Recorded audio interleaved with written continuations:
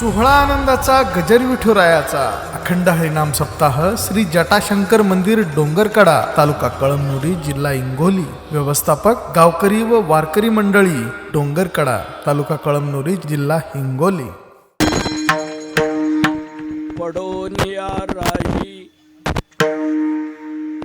पडोनिया राहे उगाच संतांची पायी, नलगे पुसणे सांगावे चित्त शुद्ध करी भावे. सहजते स्फीती उपदेश परयुक्ती, नलगे पुसणे सांगावे चित्त शुद्ध करी भावे. तुका म्हणे भाव जवळी धरुनी आणि देव, नलगे पुसणे सांगावे चित्त शुद्ध करी भावे. विठ्ठल विठ्ठल विठ्ठल विठ्ठल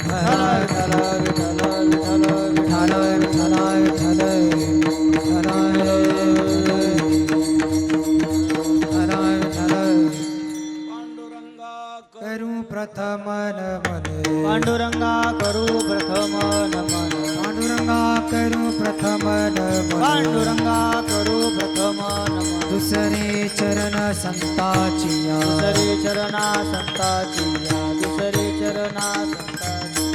त्यांच्या कृपादाने कथेचा विस्तार, त्यांच्या कृपादाने कथेचा विस्तार, त्यांच्या कृपादाने कथेचा विस्तार, त्यांच्या कृपादाने कथेचा विस्तार. बाबाजी सद्गुरु दास तुका, बाबाजी सद्गुरु दास तुका, दास तुका. काय माझी वाणी मानेल संतांसी, रंजवू चित्तासे अपुरिया. योऽन्त प्रविश्य मम वाचमिमां प्रसुप्तां, संजीवयत्यखिल शक्तिधर स्वधाम्ना. अन्यांश्च हस्तचरण श्रवणत्वगादीन्, प्राणान्नमो भगवते पुरुषाय तुभ्यं. कर्पूरगौरं करुणावतारं, संसारसारं भुजगेन्द्रहारं. सदा वसन्तं हृदयारविन्दे, भवं भवानी सहितं नमामि. कलावज्ञजीवोद्धरार्थावतारं, कलाङ्काङ्कतेजोऽधिकामोदिवक्त्रं. खलानीशवादापनोदार्हदक्षं, समाधिस्थमूर्तिं भजे ज्ञानदेवं. नमो सद्गुरु तुकया ज्ञानदीपा, नमो सद्गुरु सच्चिदानन्दरूपा.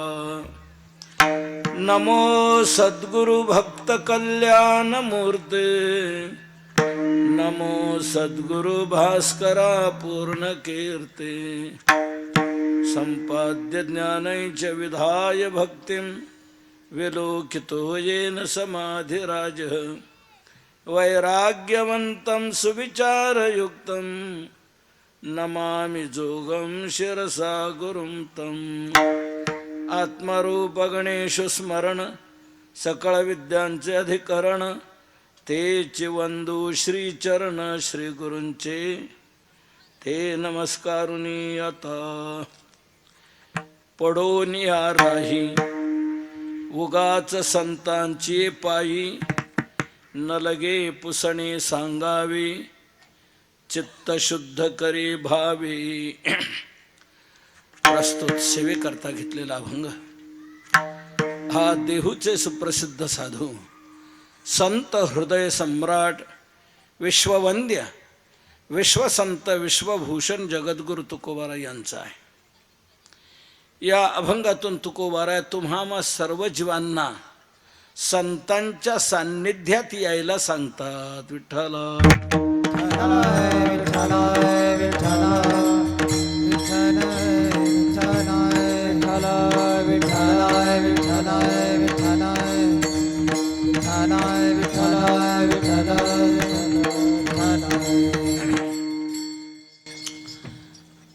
या जटाशंकर देवस्थानमध्ये हा जो भव्य आणि दिव्य प्रमाणात महोत्सव संपन्न होतो आहे,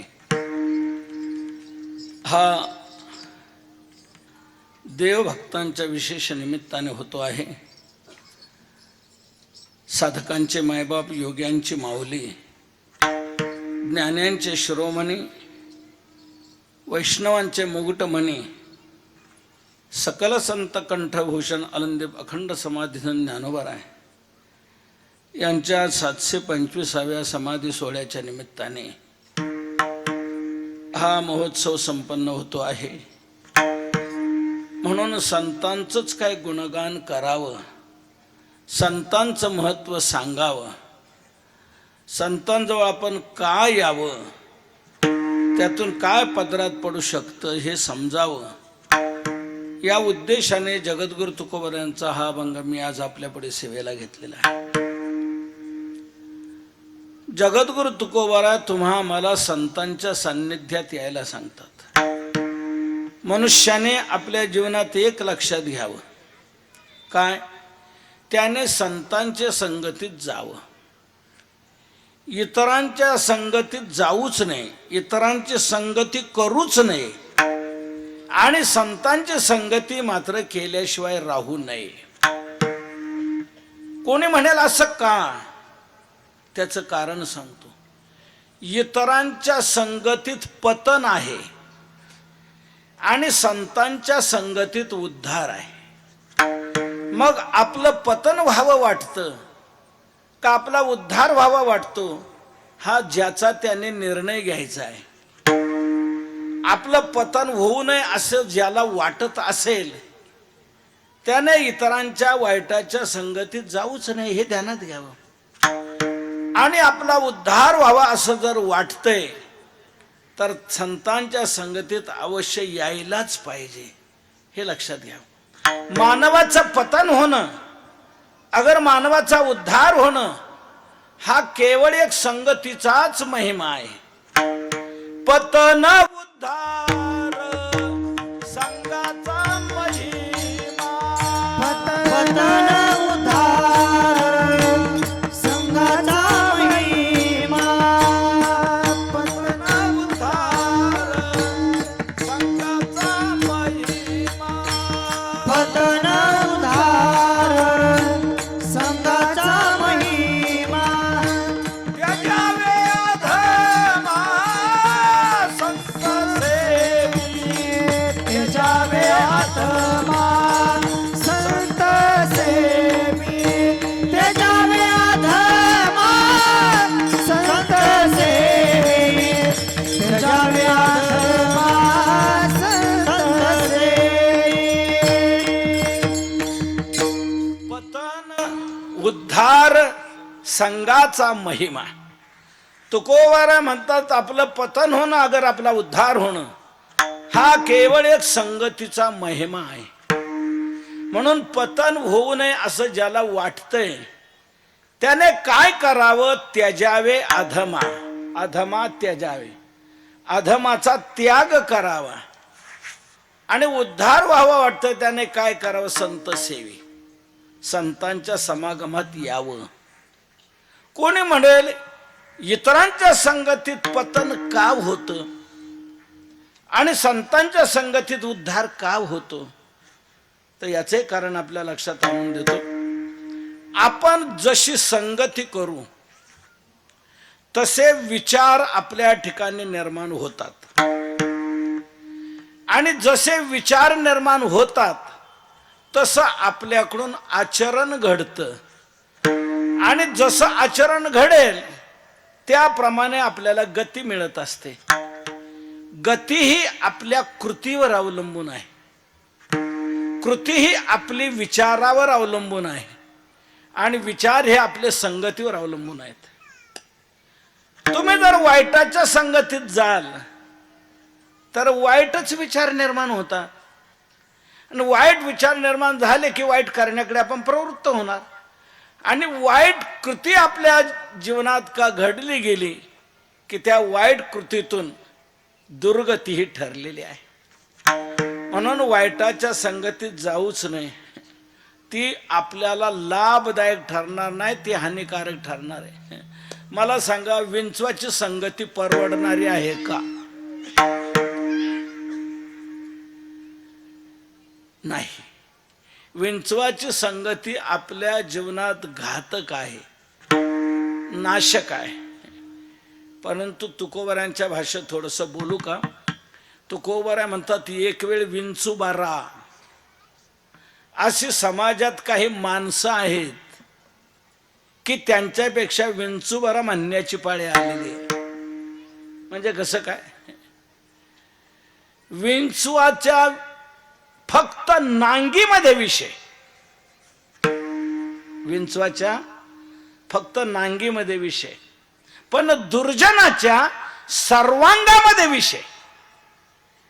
तुका म्हणे विंचाची नांगी, तैसा दुर्जन सर्वांगी, तैसा दुर्जन सर्वांगी, तैसा दुर्जन सर्वांगी. विंचाची नांगी, तैसा दुर्जन सर्वांगी, तैसा दुर्जन सर्वांगी, तैसा दुर्जन सर्वांगी. तुका म्हणे विंचाची नांगी, तैसा दुर्जन सर्वांगी, तैसा दुर्जन सर्वांगी, तैसा दुर्जन सर्वांगी. तुका म्हणे विंचवाची नांगी, तैसा दुर्जन सर्वांगी, तैसा दुर्जन सर्वांगी, तैसा दुर्जन सर्वांगी. तुकोबारा म्हणतात, एक वेळ विंचू बरा. असे समाजात काही माणसं आहेत की त्याचा भयानक दुष्परिणाम आपल्या जीवनावर होतो. तुकोबारा विंचवातला आणि अशा दुर्जन माणसातला फरक सांगतात. विंचवाच्या फक्त नांगीमध्ये विषय, पण दुर्जनाच्या सर्वांगामध्ये विष भरलेला आहे. तैसा दुर्जन सर्वांगी. मी एक आपल्याला विचारतो, विंचवाने आपली नांगी वर धरू द्या, नांगी वर धरू द्या आणि आपल्या सर्वांगावरून फिरू द्या, आपल्यावर काही त्याचा परिणाम होईल का? काही होणार नाही. नांगी वर धरून आपल्या सर्वांगावरून जरी फिरला तरी त्याचा आपल्यावर काहीच परिणाम होणार नाही. का? त्याच्या इतर अंगामध्ये काहीच विष नाही, दुष्परिणाम नाही. त्याच्या फक्त नांगीमध्ये विष आहे. त्याने नांगी का खाली टेकवली का साक्षात्कार झाल्याशिवाय राहत नाही. म्हणजे विंचवाच्या फक्त नांगीमध्ये विष आहे. ती नांगी वर धरून तो सर्वांगावरून फिरला तरी आपल्यावर काय त्याचा परिणाम होत नाही. पण तुकोबारा म्हणतात, दुर्जनाचा संगच व्हायला पाहिजे असं नाही.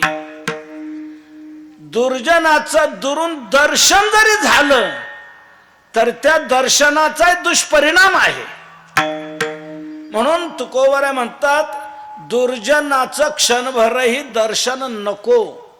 तुका म्हणे क्षण नको तयाचे दर्शन. त्याचं क्षणभर देखील दर्शन नको.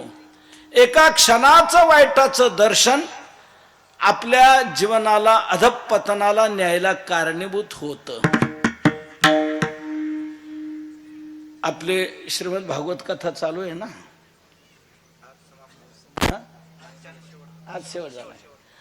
तर भागवत कथेत आपण ऐकलं असेल अजामिळाचं आख्यान. त्या अजामिळाच्या आख्यानाचा जर विचार केला तर तो पूर्वीचा सत्शील होता, सदाचरणी होता, त्याचं अध्ययन चांगलं होतं, तो गुरुगृही राहत होता. परंतु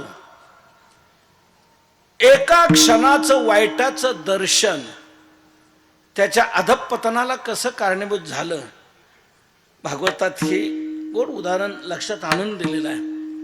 समेधा आणण्याकरता म्हणून तो अरण्यात गेला होता. तिकडून समेधा घेऊन येत असताना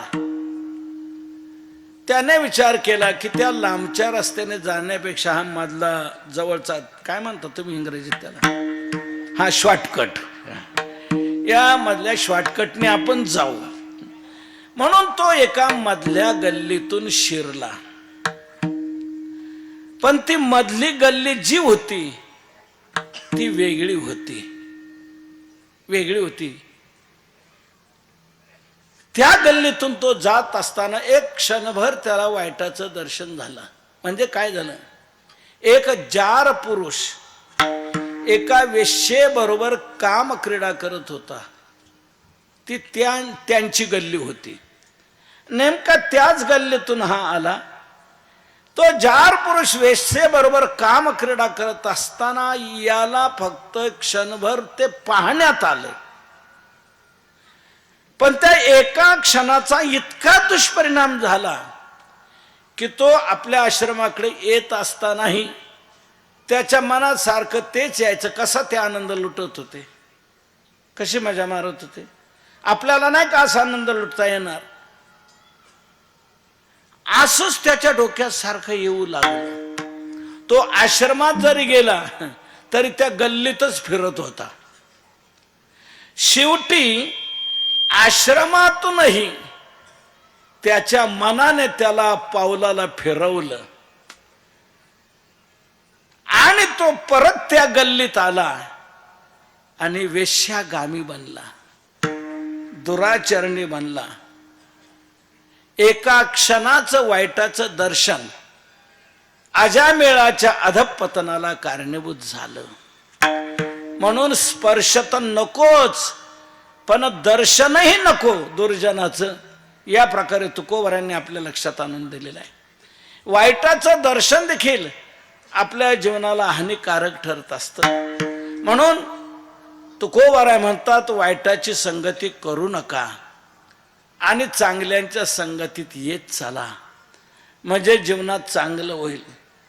संगती ही माणसाला भलतीकडे नेते आणि सुसंगती आपल्याला चांगल्या मार्गाकडे आणते, चांगलं घडवते.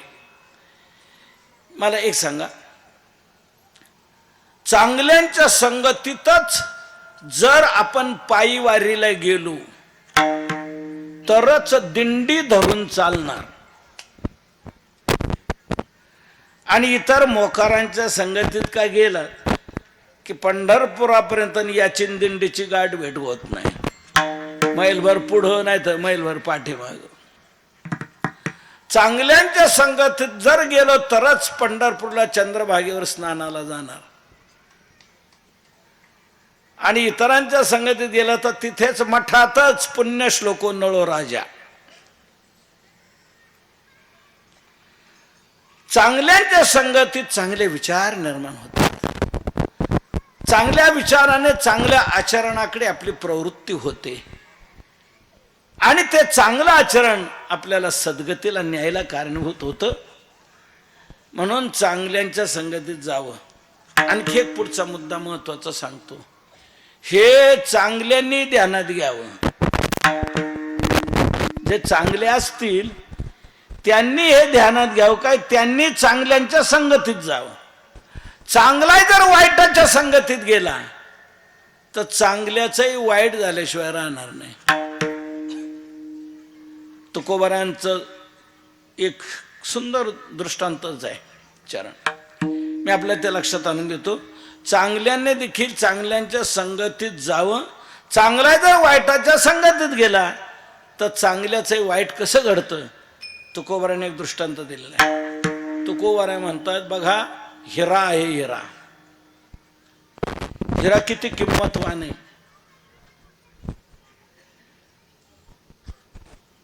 हिऱ्याची परीक्षा, हिऱ्याची किंमत या सर्वाचा संतांनी विचार सांगितलेला आहे. हिरा हा अनमोल आहे, अनमोल आहे. पृथ्वीचं मोल देखील कमी पडेल अशी काही काही हिऱ्यांची किंमत असते. ज्ञानोबा म्हणतात, पाहता पृथ्वीचे मोल थोडे, ऐसे अनर्घ्य रत्न चोखडे. पृथ्वीचं मोल कमी पडेल अशी काही काही हिऱ्यांची किंमत असते. इतकी किंमत का? तर त्याचं कारण आहे, तो अतिशय अभेद्य आहे, अतूट आहे, तुटणारा फुटणारा असा नाही. हिऱ्याची परीक्षा जर तुम्हाला घ्यायची असेल तर हिऱ्याची परीक्षा तुकोबाराने सांगितलेली आहे. हिरा कोणता? तो हिरा ऐरणीवर ठेवायचा आणि वरून लोहाराच्या घणाने मारायचं. लोहाराच्या घणाने मारूनही जो फुटत नाही तो आहे हिरा. हिरा ठेविता ऐरणी, वाचे मारिता जो घणी, तोच मोल पावे खरा, करणीचा होय चुरा. तोच मोल पावे खरा. ऐरणी ठेविता, घणी मारिता जो वाचे, तो हिरा. लोहाराच्या घणाच्या घावाने तो फुटत नाही असा अभेद्य हिरा. तुका म्हणे तोच हिरा, घन घाये निवडे पुरा. असा लोहाराच्या घनाच्या घावानेही न फुटणारा अभेद्य हिरा. पण तुकोबारा म्हणतात, तो देखील फुटला ना. ढेकणाच्या संगे हिरा जो भंगला, ढेकणाच्या संगे हिरा जो भंगला, कुशंगे नाडीला साधू जैसा, कुशंगे नाडीला साधू जैसा. ढेकणाच्या संगे हिरा जो भंगला, ढेकणाच्या संगे हिरा जो भंगला, कुसंगे नाडीला साधू जैसा, कुसंगे नाडीला साधू जैसा. ढेकणाच्या संगे हिरा जो भंगला, ढेकणाच्या संगे हिरा जो भंगला, ढेकणाच्या संगे हिरा जो भंगला, ढेकणाच्या संगे हिरा जो भंगला, ढेकणाच्या संगे हिरा जो भंगला, ढेकणाच्या संगे हिरा जो भंगला, कुशंगे नाडीला साधू जैसा, कुशंगे नाडीला साधू जैसा. ढेकणाच्या संगे हिरा जो भंगला, ढेकणाच्या संगे हिरा जो भंगला, कुसंगे नाडीला साधू जैसा, कुसंगे नाडीला साधू जैसा. ढेकणाच्या संगे हिरा जो भंगाला, जो हिरा. तुकोबार म्हणतात, जो हिरा आहे पण तो देखील भांगला ना. कशाने? ढेकणाच्या संगे. काय त्या ढेकणात क्षमता आहे काय कळत नाही, एवढंच असतं. पण त्याचा स्पर्श का झाला हिऱ्याला की हिरा आपोआप दुभंगला जातो. तशी समाजातही काही ढेकणं आहेत, माणसातही काही ढेकणं आहेत की ज्यांच्या संगतीत चांगले चांगले हिरे नष्ट होतात. समाजातही काही ढेकणं म्हणजे ढेकून काय करतो? माहिती आहे का? ढेकून काय करतो? अहो रक्त शोषण करतो. ढेकून हा दुसऱ्याचं रक्त शोषण करतो. तसं जी माणसं दुसऱ्याचं शोषण करतात ती माणसं ढेकणं समजायची. मनुष्याने आपल्या जीवनात इतराचं शोषण करू नये, इतराचं पोषण करावं. पोषण करणं हे मानवी जीवनाचं खरं कर्तव्य आहे. शोषण करणं ही मानवाची वृत्ती नाही, ही ढेकणाची वृत्ती आहे. शोषण करणं. त्या ढेकणाच्या संगतीत चांगला हिराई नष्ट झाला की नाही. तुकोबरा म्हणतात त्याप्रमाणे कुसंगे नाडला साधू तैसा. तैसा साधू कुसंगे नाडला. त्याप्रमाणे चांगला देखील वाईटाच्या संगतीने वाईट होतो, वाईट बनतो. म्हणून वाईटाची संगती करूच नये आणि चांगल्यांच्या संगतीत आल्याशिवाय राहू नये. संगती ही माणसाच्या जीवनात वेगवेगळे स्तर निर्माण करते.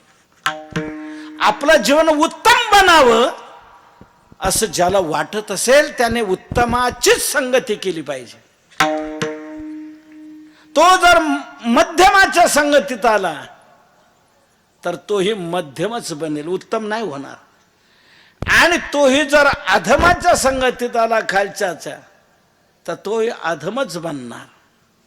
संगती ही आपल्या जीवनात वेगवेगळे स्तर निर्माण करते. उत्तम, मध्यम, कनिष्ठ स्तर हे संगतीने निर्माण होतात. कसे संगतीने निर्माण होतात याकरता सुभाषितकारांनी एक दृष्टांत सांगितलेला आहे. मी तो आपल्या लक्षात आणून देतो म्हणजे माझ्या या विधानाची तुम्हाला सत्यता पटेल की संगती आपल्या जीवनात कसे वेगवेगळे स्तर निर्माण करते. त्यांनी उदाहरण घेतलंय. एक पाण्याचा थेंब आहे बघा. पाण्याचा एक थेंब, त्या पाण्याच्या थेंबाने तापलेल्या लोखंडाची संगती केली. पाण्याच्या थेंबाने तापलेल्या लोखंडाची संगती केली. मला सांगा काय झालं असेल त्या थेंबाचं? बाष्पीभवन झालं आणि त्याच क्षणात तो संपला की नाही. त्याचं काहीच अस्तित्व शिल्लक राहत नाही. का? त्याने तापलेल्या लोखंडाची संगती केली. मला सांगा तापलेलं लोखंड संगती करण्यासारखं आहे का? नाही. ती संगती परवडणारी नाही, आपलं जीवन उद्ध्वस्त करणारी आहे. पण त्या थेंबाने तापलेल्या लोखंडाची संगती केली, संपला ना तो. सुभाषितकार सांगतात संतप्ता यशी संस्थितस्य पयसो नामापि न ज्ञायते. अतिशय तापलेल्या लोखंडाच्या संगतीत गेलेला पाण्याचा थेंब त्याचं नावही जाणलं जात नाही, तो संपला जातो. आता लक्षात घ्या, त्याच पाण्याच्या थेंबाने कमलपत्राची संगती केली. आता काय झालं असेल त्या थेंबाचं? तो मोत्यासारखा चमचम करू लागला, शोभू लागला त्या कमलपत्रावर.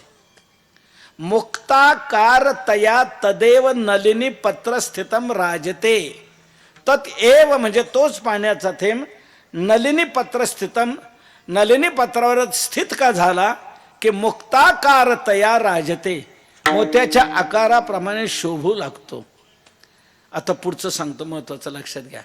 त्याच पाण्याच्या थेंबाने स्वाती नक्षत्रामध्ये समुद्रातल्या शिंपल्याची संगती केली.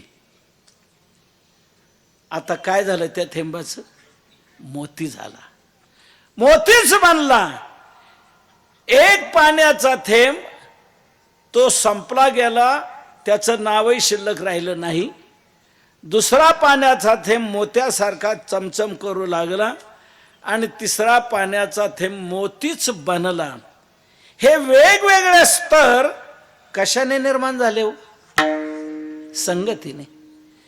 पहिल्या थेंबाने तापलेल्या लोखंडाची संगती केली, त्यामुळे त्याचं जीवन उद्ध्वस्त झालं. दुसऱ्याने कमलपत्राची संगती केली, तो मोत्यासारखा चमकू लागला. आणि तिसऱ्याने स्वाती नक्षत्रामध्ये समुद्रातल्या शिंपल्याची संगती केली, स्वात्या सागर शुक्ति मध्य पतितम तन मौक्तिकम जायते. स्वाती नक्षत्रामध्ये समुद्रातल्या शिंपल्याची मैत्री केली की त्याचा मोती होतो मोती. म्हणून एकूण शेवटी सांगतात प्रायेण अधम मध्यम उत्तम गुणाः संवासतो जायते. अधम गुण मध्यम गुण उत्तम गुण आपण जशी संगती करू तसे आपल्या जीवनात निर्माण होत असतात. म्हणून वाईटाच्या अधमाच्या संगतीत जाऊच नये. मला सांगा, एखाद्या दारुड्याच्या संगतीत जर आपण वावरू लागलो तर काय होणार? आपण त्याच्यासारखं झिंगत राहणार. चोराची जर मैत्री केली तर काय करणार? चोऱ्याच करू लागणार. आणि एखाद्या जार पुरुषाची संगती केली तर पैसता चोरा पासी तैसी होय बुद्धी देखताची चिंधी मन धावे. व्यभिचार्यापासी बैसता क्षणभरी देखताची नारी मन धावे. वाईटाच्या संगतीत लगेच त्याचे दुष्परिणाम आपल्या जीवनात घडून येतात, दिसून येतात. म्हणून तुकोबारायांची सर्व संतांची आपल्याला प्रेरणा आहे, चेतना आहे की बाबांनो एवढं तुम्ही जपा, वाईटाच्या संगतीत जाऊ नका. आपलं जीवन चांगलं बनावं असं जर वाटतंय तर संतांच्या संगतीत या, त्यातच आपलं जीवन चांगलं होणार आहे.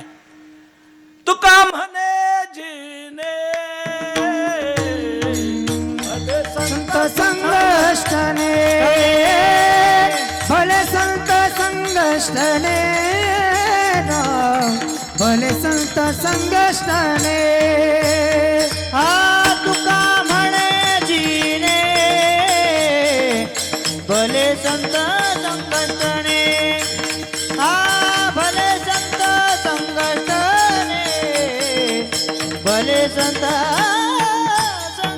तुका म्हणे जिने भले संत संगष्ट. तुका म्हणे जिने भले संत संकट.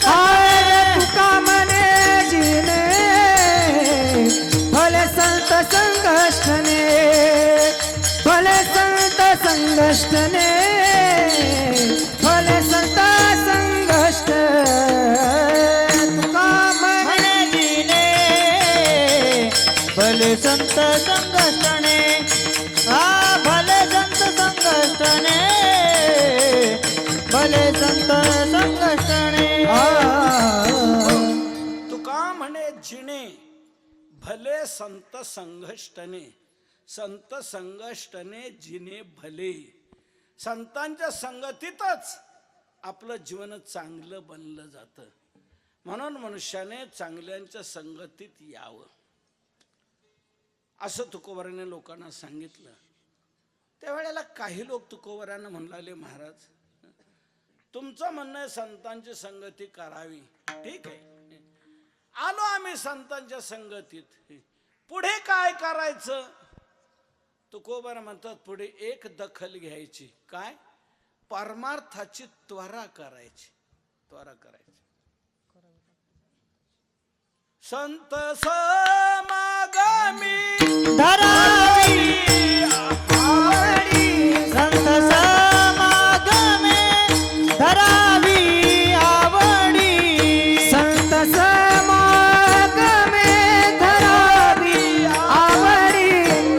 संत समागमे धरोनी आवडी. संत समागमे धरोनी आवडी. संत समागमे धरोनी आवडी.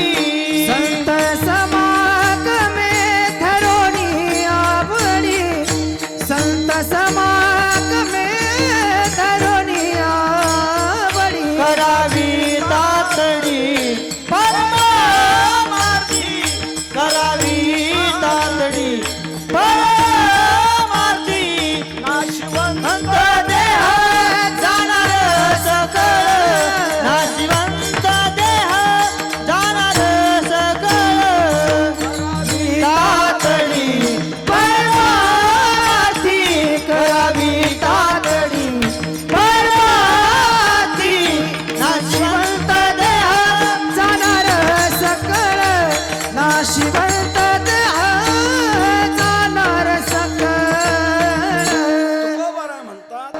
संत समागमी धरोनी आवडी करावी तातडी परमार्थी. संत समागमाची आवडी धारण करून परमार्थाची त्वरा करावी. का बरं त्वरा करायची? तुकोबर म्हणतात याचा काय भरवसा आहे का? कधी जाईल हे सांगता येत नाही. नाशिवंत देह जाणार सकाळ. म्हणून जेवढी संधी काळाने आपल्याला दिलेली आहे अजून त्याने शिट्टी मारली नाही, आपल्याला पकडलं नाही तोपर्यंत जितकं काय करतं तेवढं करून घेतलं पाहिजे. दिला या काळे अवकाश नाही पावले वैश्यानाश. दिवा विझायच्या आत झाकापाक करून घ्यायला पाहिजे. तसं आपलं आयुष्य भानू मावळायच्या आत काहीतरी ध्येय आपण गाठवलं पाहिजे. म्हणून तुकोबारा म्हणतात संतांच्या संगतीत या आणि परमार्थाची त्वरा करा. करावी तातडी परमार्थ असं तुकोबारांनी म्हटल्यानंतर असाच एक माझ्यासारखा आळशी पठ्ठ्या तो तुकोबारांना म्हणलेला, तुकोबारा तुम्ही पहिलं जे सांगत होते ना की संतांची संगती करावी ते बरं वाटत होतं. त्यांच्या संगतीत जायचं, त्यांच्या संगतीत राहायचं. हा सप्ताह तो सप्ताह, हे कीर्तन ते कीर्तन, इकडं तिकडं सगळीकडे त्यांच्याबरोबर हिंडायचं. काय अडचण नाही वाटत, काय वाटत नव्हतं. पण तुम्ही पुढे जे सांगितलं ना करावी तातडी परमार्थी, परमार्थाची तातडी करावी सांगितलं ना, हे मात्र माझ्यासारख्याला झेपणारं नाही. झेपणारं नाही म्हणजे कसं नाही? परमार्थाची तातडी करायची म्हणजे नेमकं काय करायचं? परमार्थाची तातडी करायची म्हणजे नेमकं काय करायचं? पहिलं काकड्याला उठायचं आणि काय करायचं दुसरं? पहिलं काकड्याला उठायचं, नंतर पारायणाला बसायचं, नंतर गाथा भाषणाला उभं राहायचं, पुन्हा दुपारी प्रवचन, कथा, हरिपाठ, कीर्तन, भजन, नामचिंतन. हा म्हणू लागला आपल्यासारख्याला हे जमणं शक्य नाही. पहाटे आपल्याला उठवायचं नाही, पारायणाला बसवायचं नाही, गाथा भजनाला उभं राहण्याचं शक्य होणार नाही, आणि कथेची वेळ आणि विश्रांतीची वेळ एक असते ते जमायचं नाही. हरिपाठाची वेळ आमची फिरायची असते ते शक्य होणार नाही, आणि रात्रीचं कीर्तन तर जागरण सहन होत नाही. म्हणजे एकंदरीत दिवसभरचा कार्यक्रम संपला का? हे कोणतंच आम्हाला जमणार नाही. मग आम्ही काय करायचं? तुकोबर म्हणतात तुम्हाला हे काहीही जमलं नाही तरी तुम्ही संतांपासून बाजूला जाऊ नका. मग तिथे राहून करायचं काय? तर तिथे राहून काय करायचं हेच तुकोबार आहे आज सेवेकरता घेतलेल्या अभंगाच्या प्रथम चरणातून सांगतायत. पडोनी राही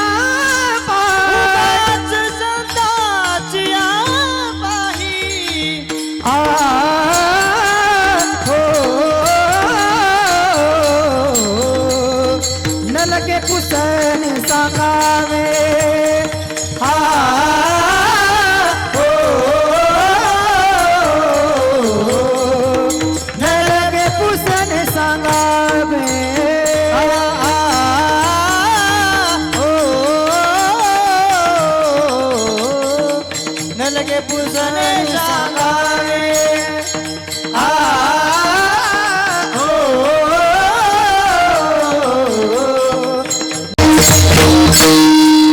काहीच करता येणार नाही महाराज मला. मग मी काय करू तिथे राहून? तुकोबरा म्हणतात अरे पडून राहणं नुसता. पडून या राही उगाच संतांची पायी. संतांचे पायी उगाच पडून या राही. संतांच्या चरणाजवळ तू उगीच आपला पडून राहा.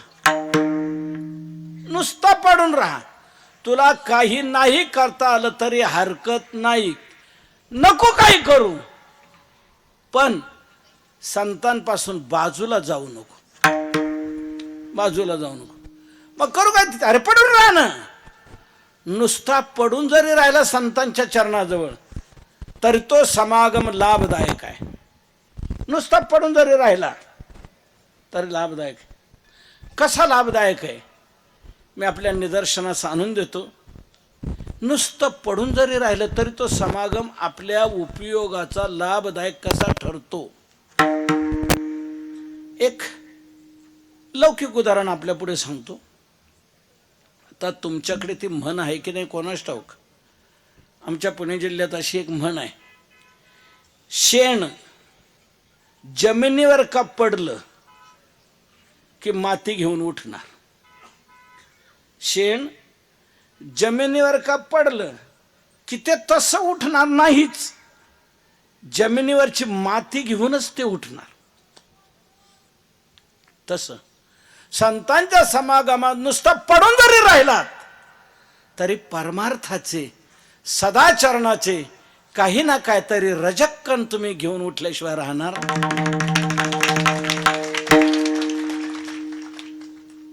नुसतं पडून जरी राहिलं तरी उपयोग होणार. कसा होणार? गीता भाष्यामध्ये शंकराचार्याने एक दृष्टांत दिलेले, तो मी आपल्या लक्षात आणून देतो. काही करू नका तुम्ही, फक्त संतांच्या जवळ पडून राहा नुसतं, तरी तो समागम उपयोगाला येणार. शंकराचार्य दृष्टांत सांगतात गीता भाष्यामध्ये. अग्नी आहे, अग्नी. अग्नी थंडी दूर करणार आहे की नाही? अग्नी थंडी दूर करणार आहे नक्की ना. मग अग्नीपासून आपण किती किलोमीटर दूर राहायला पाहिजे? दूर नको, अग्नी जवळ गेलं पाहिजे.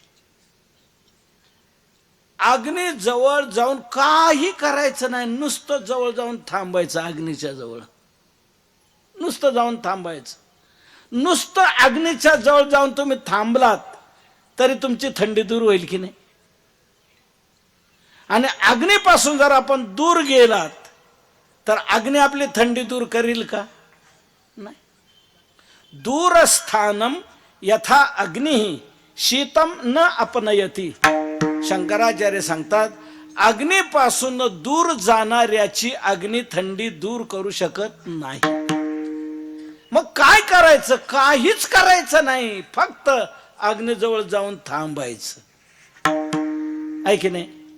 अग्नीजवळ नुसतं जाऊन जरी थांबलं, आपण थांबलो तरी अग्नी आपली थंडी दूर करेल. तसं संतांच्या जवळ तुम्ही जाऊन नुसतं थांबलात, पडून जरी नुसतं राहिलात तर तो समागम निश्चित चांगल्या प्रकारे उपयोगाला येणार. तो वाया जाणार नाही. कसा वाया जाणार नाही? एक घडलेलं उदाहरण सांगतो, दृष्टांत आपल्या लक्षात आणून देतो. नुसतं पडून जरी राहिलं संतांच्या जवळ तरी तो समागम कसा उपयोगाला येतो याला मी उदाहरण सांगतो. एक मुलगा आपल्या आईला म्हणून लागला, आई काय चालली का तुझी धडपड? आई म्हणते, बाळ तुझ्या करता आज मी पुरणपोळी करायचं ठरवलं. आज सण आहे ना, सणाला तू दुसऱ्याच्या दारात जाऊ नये, कोणी तुझी अवहेलना करू नये म्हणून तुझ्या करता आपली परिस्थिती नसतानाही दुसऱ्याकडून मी डाळ गहू उसने आणलेले आहेत आणि तुला पोळी खाऊ घालायची आहे. म्हणून तुझ्याकरता धडपड माझी चालली. एक लक्षात घ्या, गरिबाचं पोरग श्रीमंताच्या दारात गेलं की त्याची जर अवहेलना झाली तर ती आईला नाही सहन होत. अवहेलना केली जाते गरिबाच्या मुलाची, घालून पाडून बोललं जातं. बघा आलंय कसं कसं टोकून पाहतंय कसं काय. अवहेलनेचे उद्गार काढले की आईला नाही ते सहन होत. तेव्हा ती आई म्हणू लागली, बाळ सणाचा दिवस आहे, तू जर कोणाच्या दारात गेलं तर लोक तुला टुकटुक माकड म्हणतील, कसं आलंय घाळ म्हणतील, काय म्हणतील, तुझी अवहेलना करतील. ते शब्द मला सहन होणार नाही. म्हणून तुझ्याकरता आपली परिस्थिती नसतानाही मी उसनवाणी करून ही गहू तांदूळ आणले, तुला डाळ आणलेली, तुला पोळी खाऊ घालायची. म्हणजे पोळी काय असते, म्हणजे एक विशेष पदार्थ असतो. बहुतेक सणाला आपण पुरणपोळी करतो, विशेष पदार्थ आहे. खाऊन बघ म्हणजे तुला त्यातली विशेषता कळेल. मग तुझ्याकरता मी पुरणपोळी करणार. मग कर ना ग आई लवकर. आई लागली, पुरणपोळी तयार होते आहे. हा मधून मधून येतो, आई झाली का ग पोळी? बाळ थोड्यात होईल, आता थांब जरा. झाली का? हो म्हणे झाली. मग दे ना खायला मला. पहिल्यांदा देवाला नैवेद्य देणे. नैवेद्याचं ताट भरलं, देवाला नैवेद्य समर्पित कर, मग आपण खायचं. बाळ देवाला समर्पित न करता खाणं हा दोष आहे. त्याला चोर म्हटलेला आहे. तैर दत्तान प्रदायभ्यो यो भुंक्ते स्तेन एव सह. त्याला न देता, देवाला नैवेद्य समर्पित न करता आपण खाणं ही चोरी आहे, हा दोष आहे. म्हणून देवाला समर्पित कर आणि मग त्याचा प्रसाद म्हणून आपण सेवन करायचं आहे. नैवेद्य त्यात ताट भरलं, नेलं, देवाला समर्पित केला, आला आणि खा बाळ. तो खायला बसला. इतके रुचकर लागले, खूप गोड लागले, त्याला आवडली. आई फारच छान झाली ग पोळी, दे ना मला, घे ना बाळ, तुझ्या करता तर कर. ओय ढेकर दिला. आई फारच छान पोळी ग, खूप आवडली मला. आईला वाटू लागलं हा उद्या पोळी मागेल आपल्याला. म्हणून त्या आईने काय केलं, काय पुरण राखून ठेवलं थोडं बाजूला आणि दुसऱ्या दिवशी त्याची पोळी केली. आई आजही पोळी करणार ग? हो म्हणे करणार आहे बाळा, करते. दुसऱ्या दिवशी पोळी केली, खाऊ घातली, खूप आवडली. आई फारच छान ग? हो म्हणे बाळ, खा खा. तिसऱ्या दिवशी तो आईला काय म्हणला माहिती आहे का? आई रोजच पोळी कर, खूप मला आवडली, रोज पोळी कर. त्या आईच्या डोळ्यातून घळघळ अश्रू व्हायला लागले. मी काय माझ्या मुलाची इच्छा पूर्ण करू शकणार? दारिद्र्य आपल्या घरी आहे. उसनवारी करून डाळ तांदूळ गहू आणलेले आहेत, काय रोज आपण घालू शकणार? आणि मुलगा तर म्हणतो रोज कर. ती बिचारी तशीच गप्प राहिली. तिने आपलं रोजच्या प्रमाणे जेवण केलं, ताट वाढलं. याच्या पुढे आई मी नाही खाणार, पोळीच कर, पोळीच दे. कुठून देणार होती? गरिबाला उसणं देखील माणसं जास्त वेळा देत नाही, एखाद्या वेळेला देऊन पाहतात, परत म्हणतात ते पहिलं परत केल्याशिवाय दुसरं मागायचं नाही. उसनवारी. त्या आईला खूप वाईट वाटू लागलं. काय करणार मी, माझ्या मालकाची इच्छा पूर्ण करू शकत नाही, रोज पोळी देऊ शकत नाही. त्याने ताट वाढलं, तो म्हणला नाही खाणार, पोळीच दे. गप्प राहिली बिचारी तशीच. तो गेला निघून, जेवला नाही. आई जेवल का हो आता? तो नाही जेवला तर आई जेवली नाही. आईने विचार केला चट थोड्या वेळाने येईल, भूक लागल्यावर काय करणार आहे, खाईल. पण त्याने खाल्ले नाही. जेवला नाही, पोळीच दे तर मी जेवल, नाही तर नाही. नाही जेवला एक दिवस, उद्या तरी जेवल ना, पण दुसऱ्या दिवशी नाही जेवला. त्यावेळेला मात्र आईला खूप व्यथा झाली. 2 दिवस झाला माझा बाळ्या जेवला नाही, रडते ती. तितक्यात जिच्याकडून तिने डाळ आणि गहू उसने आणले होते ना, ती सहज आले फिरायला याच्याकडे. का हो सीताबाई, काय चाललंय, काय चाललंय? तर तिच्या डोळ्यातून अश्रू गळत होते. का हो रडता, काय झालं?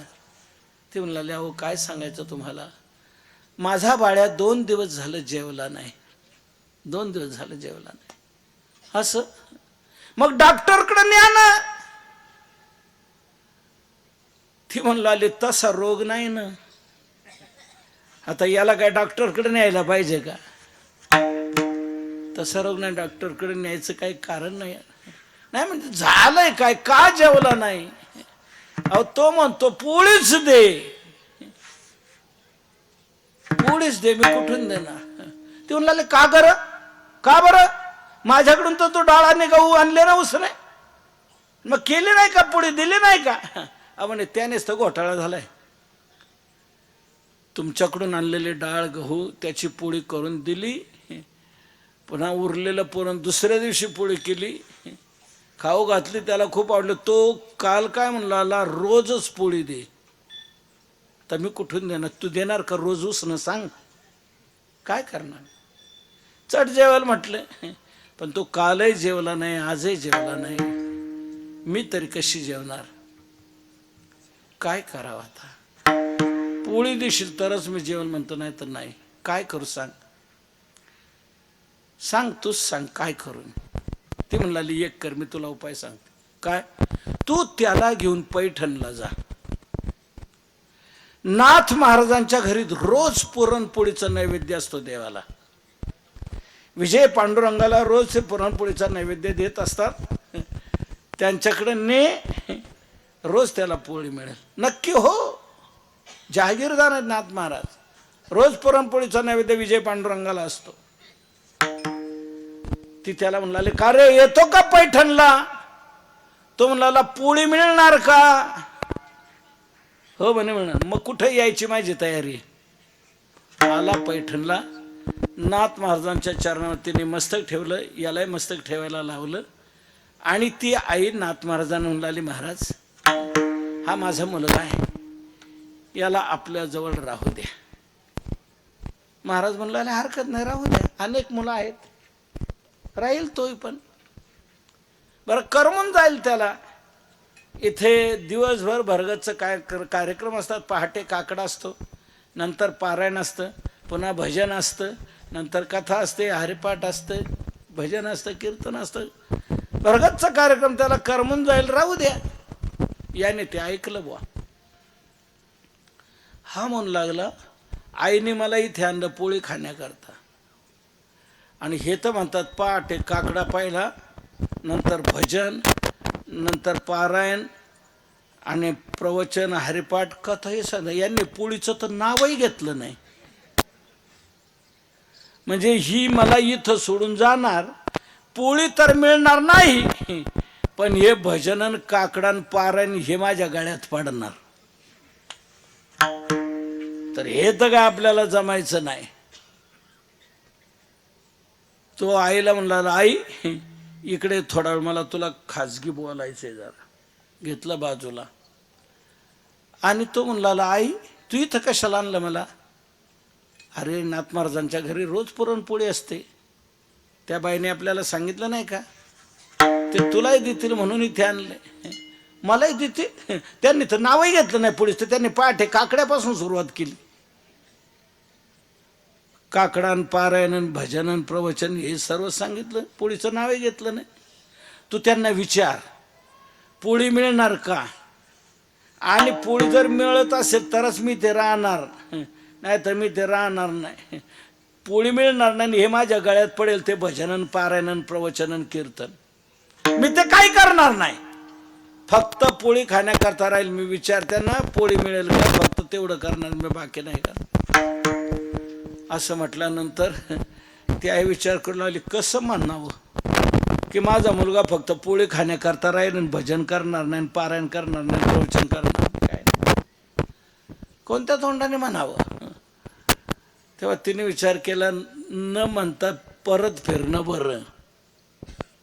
कसं म्हणावं की माझा मुलगा फक्त पोळी खाण्याकरता राहील तुमच्या इथे, बाकी काय करणार नाही.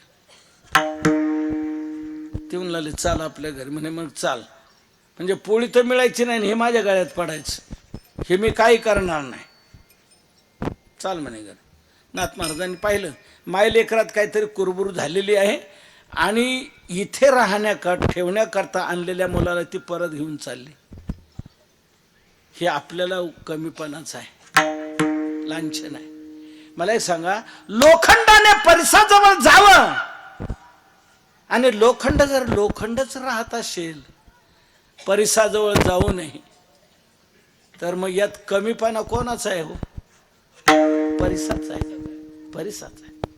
शिवतली या ही परिसे लोहत्वाचे अवदशे, न चुकी जे आईसे ते कवना तो बोलू.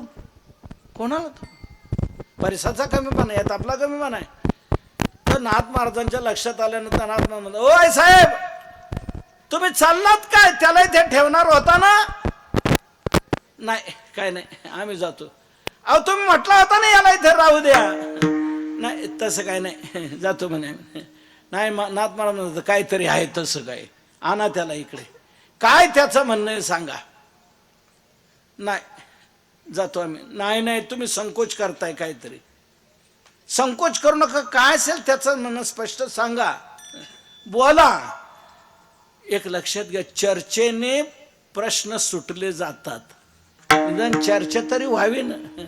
चर्चेची एक फेरीत नाही जमलं, दुसरी तिसरी संप मिटू शकतो. विठ्ठल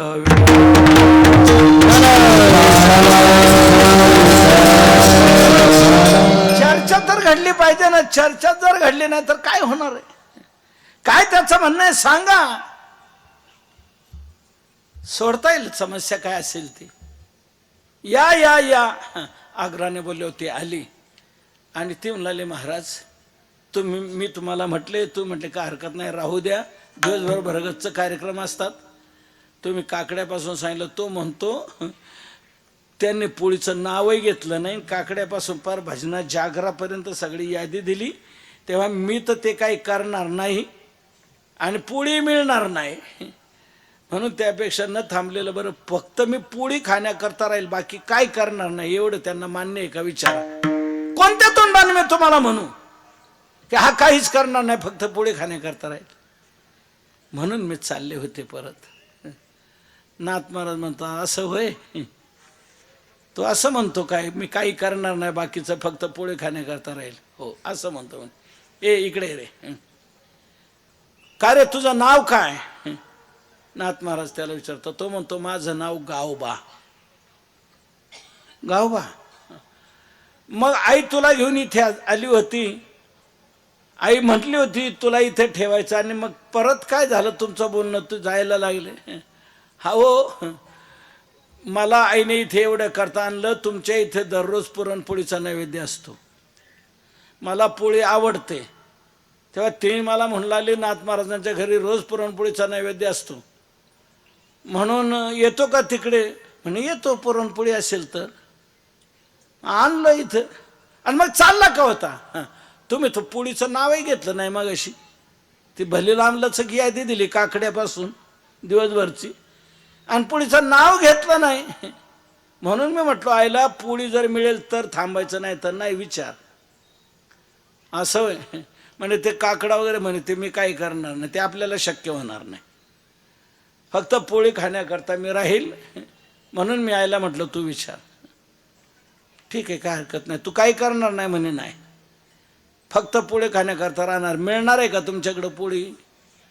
नाथ महाराज म्हणतात, नक्की मिळणार. जायचं काय करणार? नको जाऊ, थांब इथं, थांब. पण मी ते काही करणार नाही, नको करू. काय टाळ पाडला तरी चालेल, बाकीचं नाही काय करता आलं तरी चालेल, पण तू जाऊ नको इथून, इथे थांबून राहा, काही नको करू.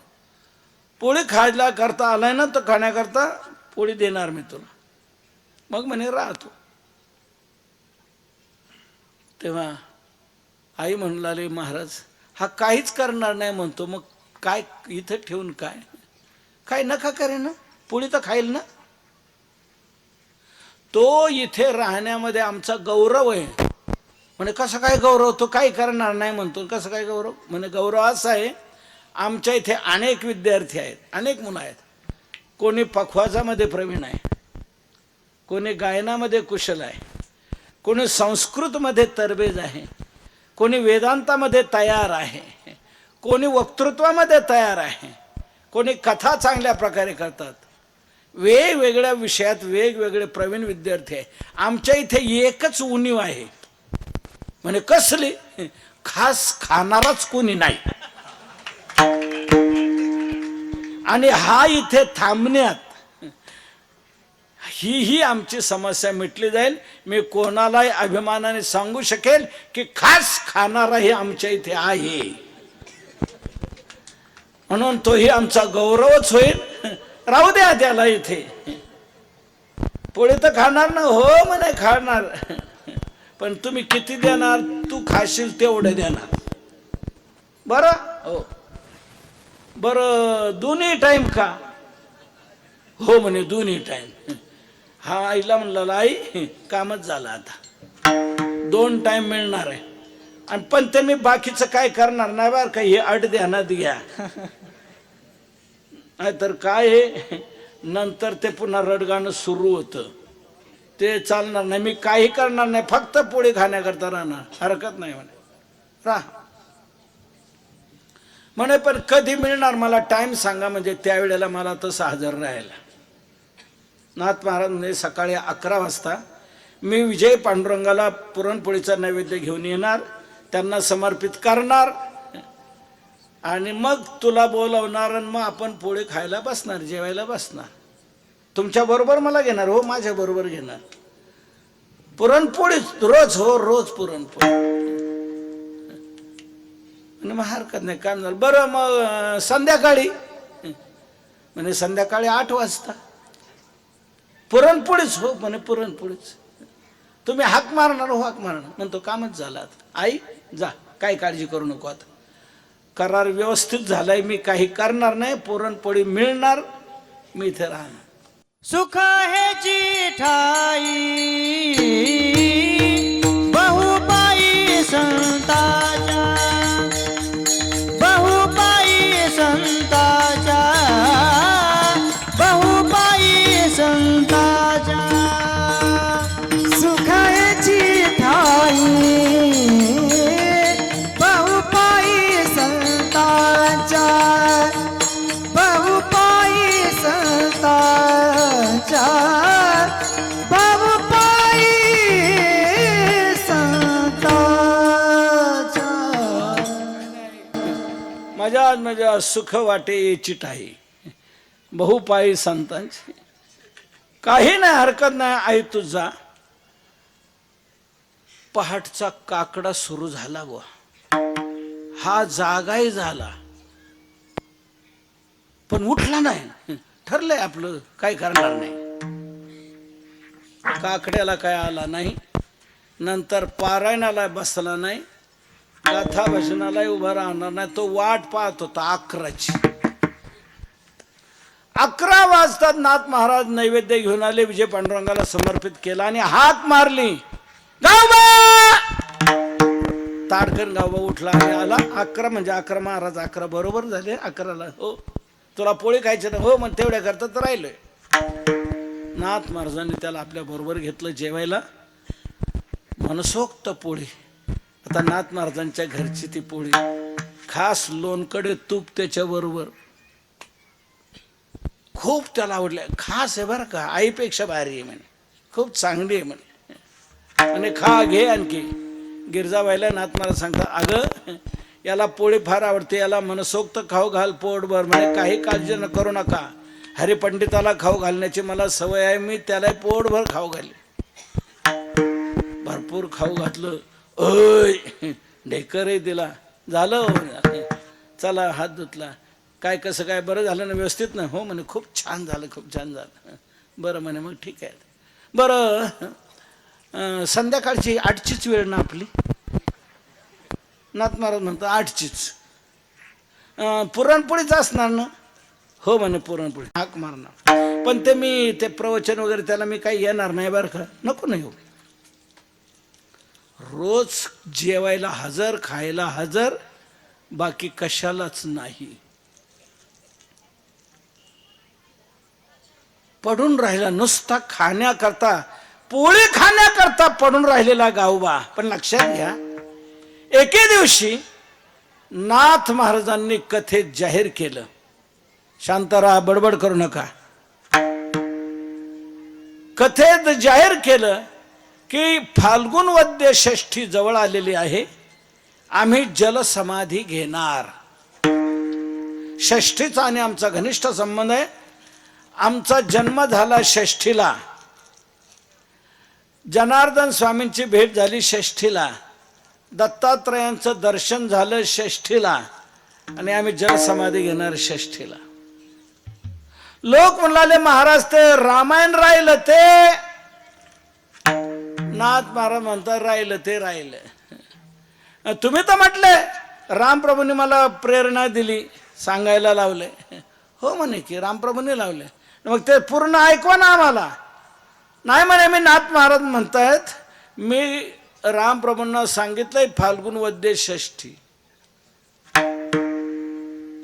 श्रोते म्हणू लागले तुमचा आणि रामप्रभूंचा काय करार झाला आम्हाला माहित नाही, पण तुम्ही रामायण सांगायला लागले म्हणून आम्ही रामायण ऐकायला आलो. ते पूर्ण रामायण आम्हाला ऐकवा. नाथ महाराज म्हणजे रामायण ऐकायचं पूर्ण, एवढंच तुमचा उद्देश आहे ना? हो. मग म्हणे मी तुम्हाला वक्ता देतो रामायण सांगणारा. म्हणे कोण वक्ता? नाथ महाराज म्हटले गावबा. लोक म्हणू लागले हा कधीच पोथीला नाही, काकड्याला नाही, भजनाला नाही, कुठला अभ्यासाला नाही, रामायण कधी उघडलं नाही आणि काही पाहिलं नाही, काही ऐकलं नाही, हा काय सांगणार आहे? पोळ्या खाण्याकरता राहिलेला नुसता, काय सांगणार? नाथ महाराज म्हणतात का सांगू शकणार नाही? म्हणे तुमच्या समोर प्रात्यक्षिक होऊ द्या, मग आम्हाला पटेल. म्हणे आजच 4 वाजताची वेळ झाली. नाथ महाराजांनी हाक मारली 4 वाजता, गावबा. गावबा ताडकन उठला ना आला आणि म्हणला महाराज आज मधीच कशी काय पोळी? 4 वाजता आपला टाइम 8चा आहे ना, आता मध्येच 4 वाजता कशी काय पोळी? नाथ महाराज म्हणतात आता पोळी नाही, आता पोथी. 4 वाजता तू आता पोथी सांगायची. रामायण तू सांगायचं? मी? हो तू सांगायचं. नाथ महाराजांची आज्ञा. हरिराम सुरू झालं. हा जाऊन व्यासपीठावर बसला आणि रामायण सांगायला सुरुवात झाली. युद्धकांडाच्या भावार्थ रामायणाच्या युद्धकांडाच्या 44व्या अध्यायानंतर पुढचा सर्व भावार्थ रामायण जे आहे ते नाथ महाराजांचं नाही, ते गावबाचं आहे. गावबाने केलेलं रामायण आहे. नुसता पोळ्या खाण्याकरता राहिलेला गावबा पण रामायण सांगू शकला. रामप्रभूंच्या लीलेत रममान झाला, रामप्रभूंचं गुणगान करू लागला, एकाकार झाला. काय केली त्याने साधना? काही नाही, पोळ्या खाण्याकरता म्हणून राहिला. पण एक लक्षात घ्या मार्मिक, आपल्यामध्ये जर योग्यता नसली पण योग्य सत्पुरुषाच्या संगतीत जर आपण आलो तर ते सत्पुरुष आपल्या योग्यतेने अयोग्यालाही योग्य करतात. विठ्ठल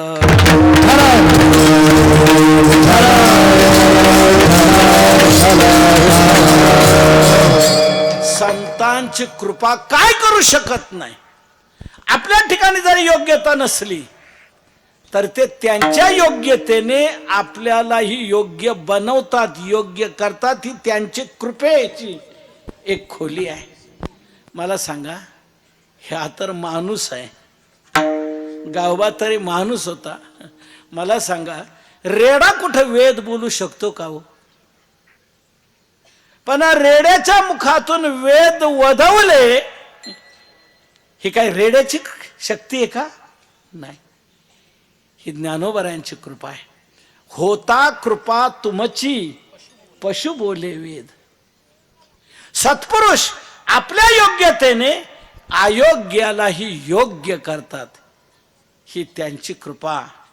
म्हणून तुकोबाराय म्हणतात, तुम्हाला काही नाही करता आलं तरी हरकत नाही, संतांच्या जवळ नुसतं पडून राहा, तरी तो समागम तुमच्या उपयोगाला येणार, वाया जाणार नाही. नुसतं पडून जायला राहिलं तरी, गावबात पोळ्या खाण्याकरता पडून राहिला, पण त्या गावबाच्या ठिकाणी रामायण सांगण्याची योग्यता आली की नाही? संत अयोग्यालाही योग्य बनवतात. आता याच्या पुढे जाऊन सांगतो, याच्या पुढे जाऊन सांगतो, नुसतं पडून नाही, नुसतं पडून नाही. तुम्ही वाईट भावनेने जरी गेलात, वाईट विचाराने जरी संतांच्या समागमात गेलात, तरी संत तुम्हाला योग्यच बनवणार, योग्यच बनवणार. वाईट भावनेने जरी गेलात तरी. कसं काय? हो, सांगतो तुम्हाला. ज्ञानोबारायांनी ज्ञानेश्वरीच्या 9व्या अध्यायामध्ये एक उदाहरण घेतलं. एका लोखंडाच्या कुऱ्हाडीने असा विचार केला. काय विचार केला? ही परीस नावाची वस्तू जी आहे ना, ती आपल्या जातीला घातक आहे. परीस नावाची वस्तू आपल्या जातीला घातक आहे. जातीला घातक कशी? हिचा स्पर्श आपल्याला लोखंडाला का झाला की आपण लोखंड लोखंड म्हणून राहणार नाही, आपण लोखंडाला मुकू, आपण सोने होऊ. आपली जात संपवणारा आपला खरा शत्रू कोण असेल तर हा परीस आहे. हा आपली जात संपवणारा आहे, आपल्याला संपवणारा आहे. मग काय करायचं? त्या कुऱ्हाडीने एक विचार केलाय, यालाच संपून आपण, म्हणजे आपली भीती संपली जाईल, आपली जात अबाधित राहील. म्हणून त्या लोखंडाच्या कुऱ्हाडीने विचार केला की याला फोडून टाकू. कोणाला? परीसाला. परीसाला फोडून टाकलं की आपली चिंता मिटली. म्हणून ती लोखंडाची कुऱ्हाड परीसाला फोडायला गेली. मला सांगा, परीसाला फोडायला गेलेल्या कुऱ्हाडीचं काय झालं असेल हो? सोनं झालं की नाही? परीस म्हणतो, तुम्हाला फोडायला जरी आली तरी माझा स्पर्श होताच मी तुझं सोनं केल्याशिवाय राहणार नाही. तसं आपलंही जीवन वाईट भावनेने जरी संतांच्या जवळ गेलो आपण, तरी संत आपल्या योग्यतेने आपले ते वाईट विचार घालून आपल्याला सन्मार्गाला आणल्याशिवाय राहणार नाही. म्हणून चांगल्यांच्या संगतीत यायलाच हवं. काही नाही केलं तरी चालेल. आता याही पुढे मी जाऊन सांगितलं, कशाही भावनेने गेला तरी चालेल, कोणत्याही वाईट भावनेने गेला तरी चालेल, पण संतांच्या जवळ जा. संत समागम एखादी परे, भाविताचे द्वारी स्वानयाती, भाविताचे द्वारी स्वानयाती. संत समागम एखादी परी, व्हावे त्याचे द्वारी स्वानयाती, व्हावे त्याचे द्वारी श्वानयाती. संत समागम एखादी परी, कुठल्या एखाद्या प्रकाराने, परी म्हणजे प्रकार, कुठल्या एखाद्या प्रकाराने का होईना संतांचा समागम व्हावा, तो उपयोगाला येणार, वाया जाणार नाही. याहीपेक्षा वाईट भावनेने जरी गेला तरी वाईट भावनेने गेलेल्या संतांजवळच्या त्या संगतीचं साफल्य आपलं जीवन बदलल्याशिवाय राहणार नाही. आगावरी फोडावयाची लागी लोह मिळो का परिसाचे अंगी, काजे मिळते प्रसंगी सोनेची होईल. तसं वाईट भावनेने जरी तुम्ही संतांच्या जवळ गेलात तरी तुमच्या जीवनाचं सोनं झाल्याशिवाय राहणार नाही. मी तुम्हाला एक विचारतो, मला सांगा, उत्तर द्या. मला सांगा, वाल्हा कोळी हा नारदाला काय हार घालायला गेला होता का? आपल्या इथे आले तर बपही चला यांचा सत्कार आपण करू आपल्यातर्फे म्हणून वाल्हा कोळी हाराचं ताट घेऊन सत्कार करायला आला होता का? नाही. मग कशाला आला होता? लुटायला आलेला होता, मारायला आलेला होता, कुऱ्हाड घेऊन धावला होता. निकालो आल्याने कुऱ्हाड उगारले नारदावर. निकालो. नारदाने पाहिलं, ठीक आहे. गळ्यातला तंबोरा काढला आणि दिला त्याच्याकडे, कर भजन म्हणे, लूट, तुला किती लुटायचं. वाल्या म्हणतो, हे नाही, रोकड कॅश, काय असेल ते काढ आणि रस्ता धर. नारद म्हटले, अरे हेच रोकड धन आहे रामनामाचं, लूट, तुला किती लुटायचं असेल तितकं. अनेकांनी लुटलं पण संपलेलं नाही. बाकी बोलू नको, बोल, काढतो की नाही, हे बघ कुऱ्हाड उघडू नाही, काढ. नारद म्हणतायत,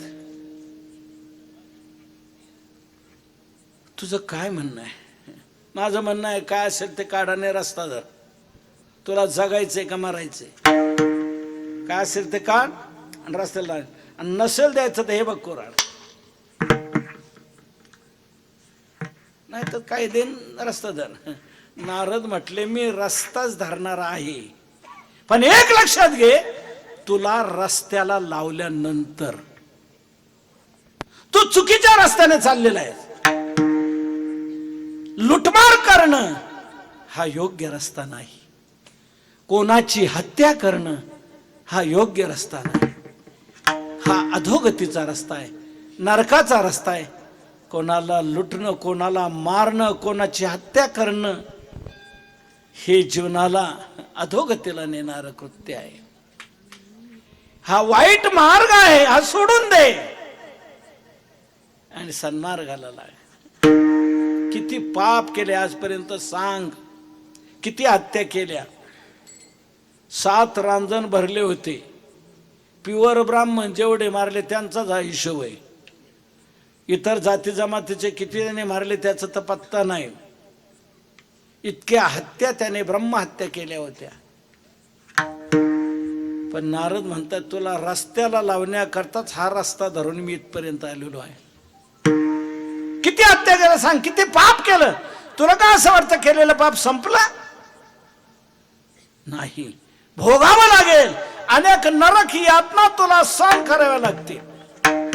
प्रारब्ध कर्मणाम भोगात एव क्षयः, त्याची भोगातच समाप्ती आहे. कोणतंही कर्म भोग दिल्याशिवाय नष्ट होत नाही, भोग देऊनच संपणार. तू किती हत्या केलेल्या आहेत, तुला ते भोगावं लागणार. किती पाप केले. म्हणे मी काय एकटा आहे का? मग आई वडील आहे, पत्नी आहे, मुलं बाळ आहे, मोठा दांडगा परिवार आहे आमचा, वाटून वाटून जाईल. नाही, हे पाप नाही वाटून जाणार. तू केलेलं पुण्य वाटून जाईल, तू केलेलं पाप वाटून नाही जाणार. पाप तुझं तुला भोगावं लागणार. नाही म्हणे सगळे जीवापाड माझ्यावर प्रेम करणार, सगळे सहभागी होतील. नाही, जा विचारून ये कोणी सहभागी होते का. वाल्या म्हणला, डोकेबाज दिसतात तुम्ही, मी जायचं विचार आहे ना तू. नारद म्हटले, नाही, जाणार नाही. तुला रस्त्याला लावल्याशिवाय मी रस्ता धरणार नाही. आणि तुला जर विश्वास नसेल तर मला झाडाला बांधून ठेवून मग जाऊन विचारून ये. वाल्याने नारदाला झाडाला बांधले आणि मग विचारायला गेलाय. लक्षात घ्या बर का, ही बाब सामान्य नाही, ही अतिशय महत्वाची बाब आहे. नारदाच्या वचनावर वाल्याचा विश्वास बसला आणि झाडाला बांधून का होईना विचारायला गेला. वाल्याच्या जीवनात आमूलाग्र बदल घडवणारी वाल्याचा वाल्मिक ऋषी बनवणारी महत्वाची जर घटना कोणती असेल तर ही आहे की नारदाच्या वचनावर त्याचा विश्वास बसला, विचारायला गेल्यामुळे कोणीच साथ देत नाही असं लक्षात आल्यावर मग परिवर्तन त्याचं घडले. मानावं लागेल त्याचा विश्वास बसला. तुमचा आमचा किती विश्वास आहे? माफ करा, राग मानू नका. तुमचं ऐकता ऐकता आयुष्य चाललंय आणि आमचं सांगता सांगता चाललंय, तरी आपण पाप केल्याशिवाय राहत नाही. दिवसभर पाप करतो आणि संध्याकाळी कीर्तनाला हजर होतो, आणि कीर्तन झाल्यानंतरही पुन्हा पापाला सुरुवात करतो. जाता जाताच दुसऱ्याची चप्पल मारून जातो, कीर्तनावर जातात. इथं येऊनही जर पाप प्रवृत्ती सुटत नसेल तर सांगा, किती सप्ताह केले, किती कीर्तन, किती ऐकली तर काय उपयोग आहे? कीर्तन हे मनोरंजना करता नाहीये, कीर्तन हे परिवर्तना करता आहे. कीर्तनातून काही परिवर्तन घडलं पाहिजे. दुर्विचार, दुर्व्यसन, दुर्वर्तन सुटली पाहिजेत. सदाचरण जीवनात घडायला पाहिजे. याकरता कथा आहे, याकरता कीर्तन आहे. कितीक विश्वास आपला आहे. पापही करतो, पुण्यही करतो, दोन्ही चालू आहे. अमृताबरोबर विषय घेणं चालू आहे. जगायचंय का मरायचंय, नेमकं काय करायचं? नारदाने सांगितलं, हा विचारायला गेला, सर्वांनी सांगितलं, पापम तवैव तत्सर्वम वयंतु फलभागिनः. अध्यात्म रामायणात म्हटलंय, तत्सर्वम पापम तवैव. तू जे पाप केलेलं ते सर्व तुलाच भोगावं लागेल. आम्ही फक्त फलाचे भागीदार आहोत, तुला भोगावं लागेल. तेव्हा त्याला वाटू लागलं कोणीच सहभागी होत नाही. ज्यांच्या करता मी एवढं केलं ते माझ्या पापात सहभागी होत नाही, मग आता किती पाप केलंय, मला किती भोगावं लागेल. म्हणून मी एक मार्मिक सांगतो, लक्षात घ्या. कर्त्या माणसाने, घरातल्या कर्त्या माणसाने जबाबदारीने आपले काम करावीत. पाप करून मुलांचा संसार वाढवण्याचा प्रयत्न करू नये. पाप करायचं, लोकांच्या मुंड्या मुरगाळायच्या, पाप करायचं, 4 मुलांना 4 बंगले, 4 मुलांना 4 दुकानं, 4 मुलांना 4 गाड्या. अरे तू पाप करायचं ज्यांच्या करता ते तुझ्या पापात सहभागी होतील असं नाही. ते पाप तुला भोगावं लागणार आहे.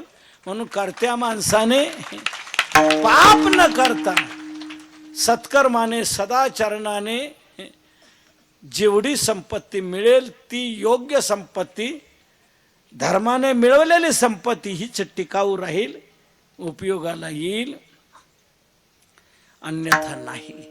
म्हणून बापाने मुलाकरता संस्कृती ठेवावी. संपत्ती ठेवायला पाहिजे असं नाही, संस्कृती ठेवाय. संस्कृती ठेवली का संपत्ती येते, आणि संस्कृती नाही ठेवली, नुसती संपत्ती ठेवली तर ती संपत्ती संस्कृती घालून सर्व घालवते. म्हणून संस्कृती ठेवा, मुलांकरता संस्कृती ठेवा, म्हणजेच ती संस्कृती त्यांच्या जीवनात चांगली कृती घडवेल की तीच खरी संपत्ती आपल्या जीवनात चालून येईल संपत्ती. वाल्या विचार करतो, हे पाप माझं मलाच भोगावं लागत आहे. ठीक आहे, काय करावं? त्यांनाच विचारून हे पाप घालवण्याकरता मी काय करू? धावत धावत आला, नारदाला झाडाचं सोडलं, साष्टांग प्रणाम केला आणि म्हणलं, मी काय करू सांगा? पर्वत प्राय माझं पाप आहे, काय करू?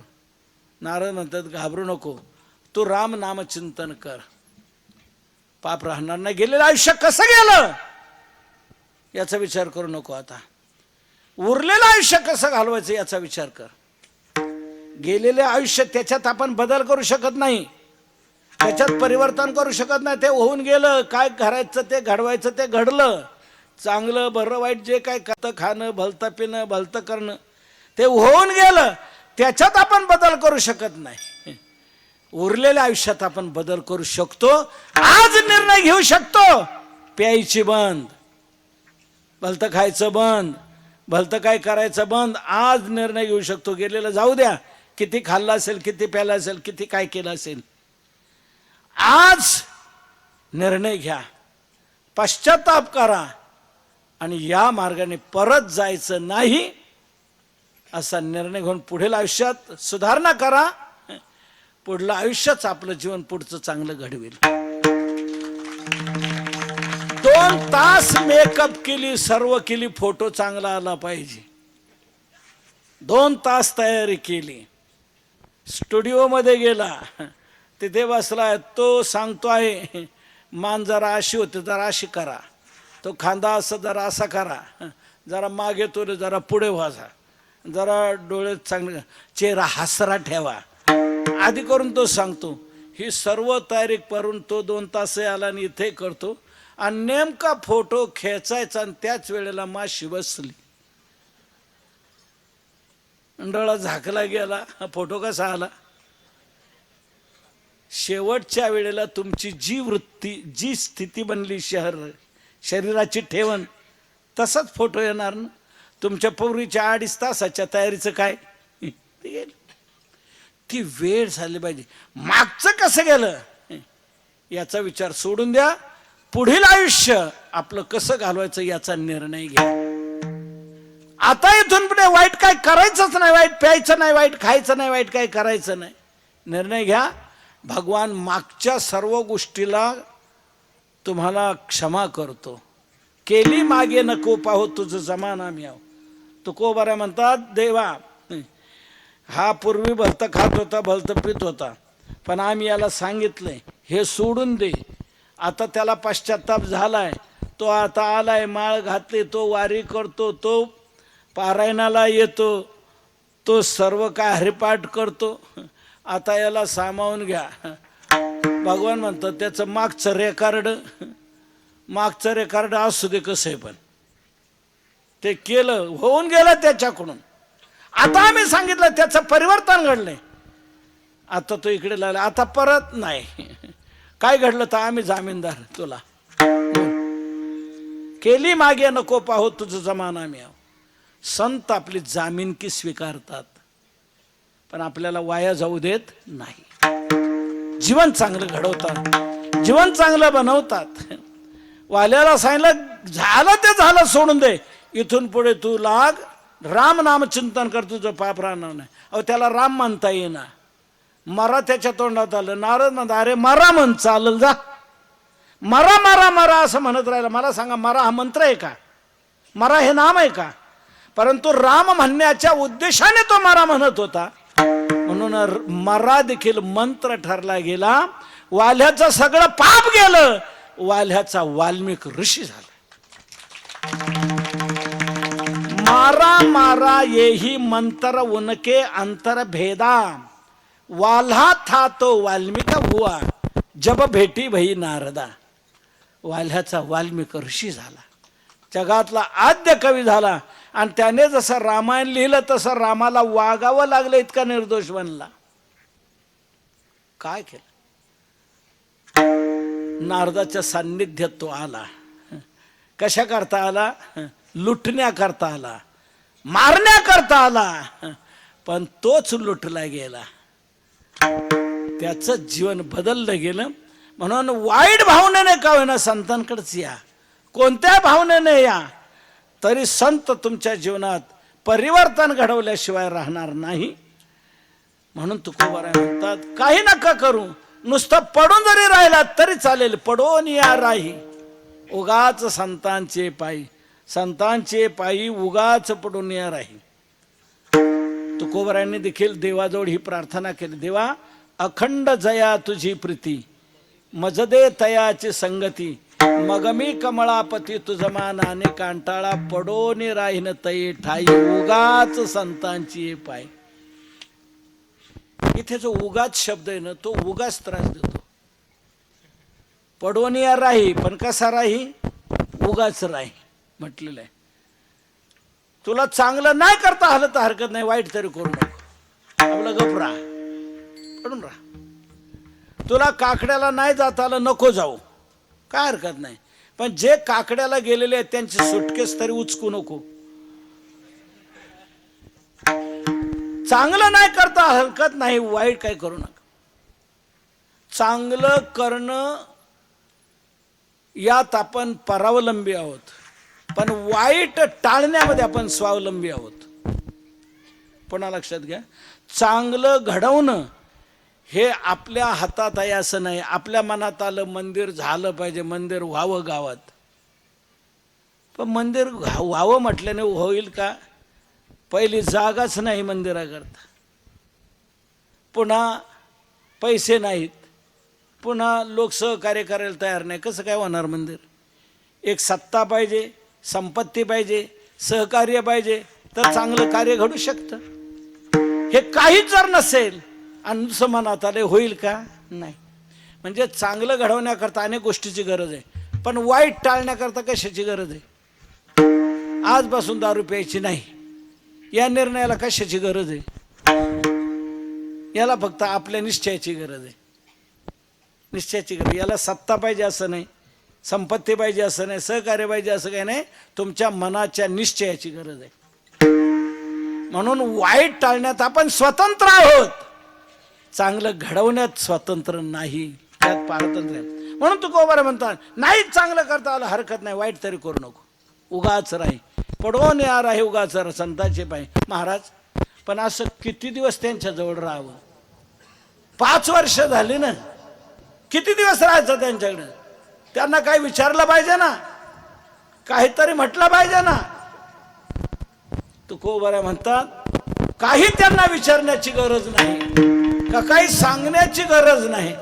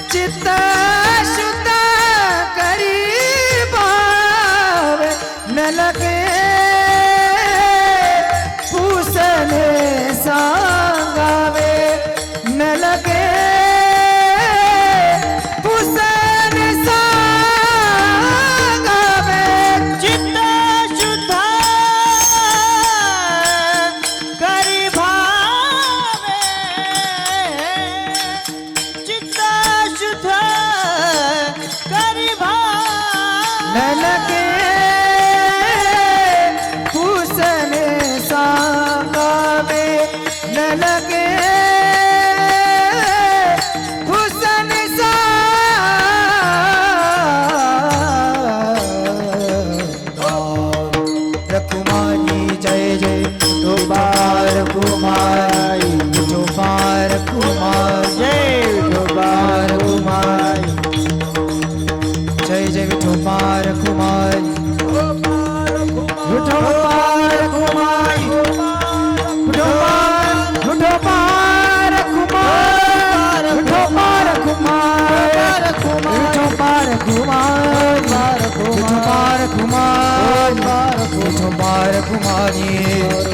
जय विठोबा कुमारी लगे पुसणे सांगावे.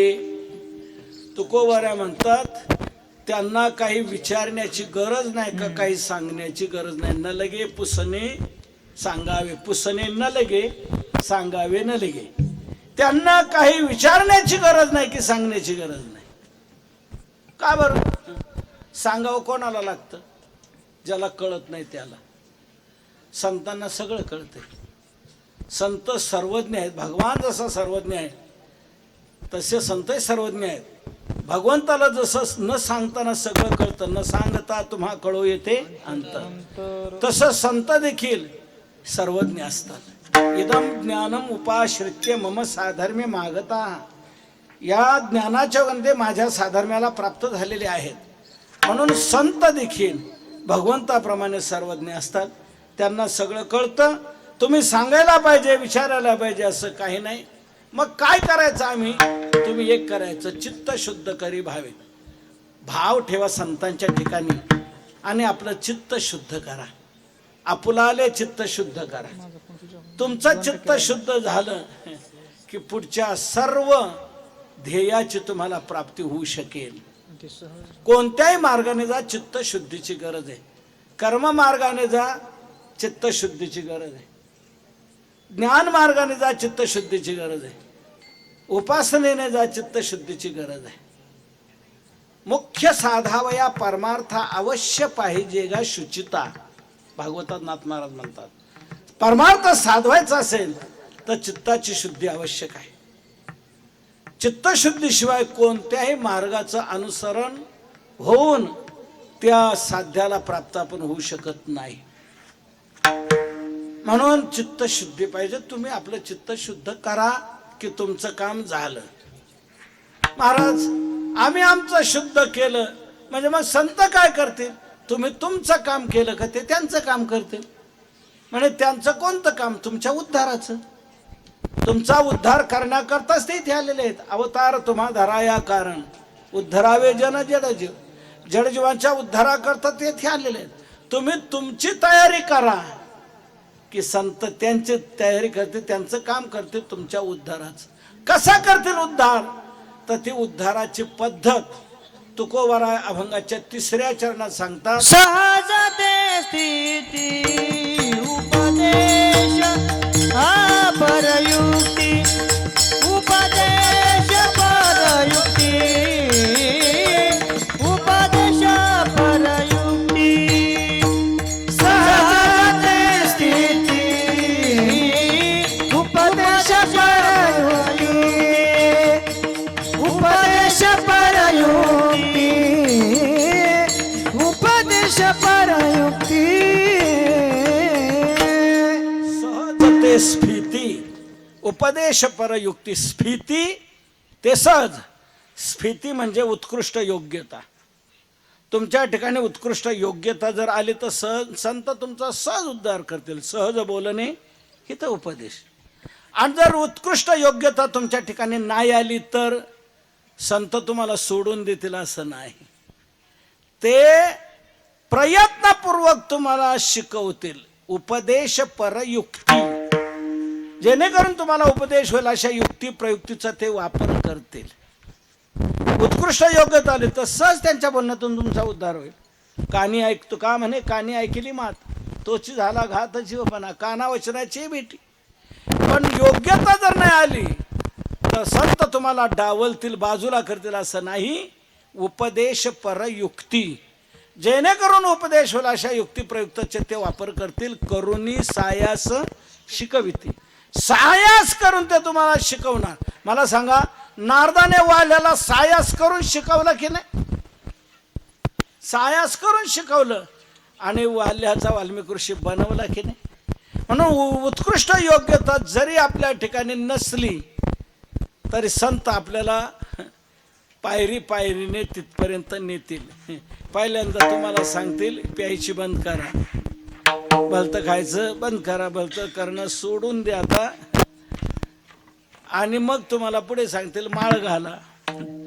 माळ घातली का सांगतील एकादशी करा, आई वडिलांची सेवा करा, वारी करा.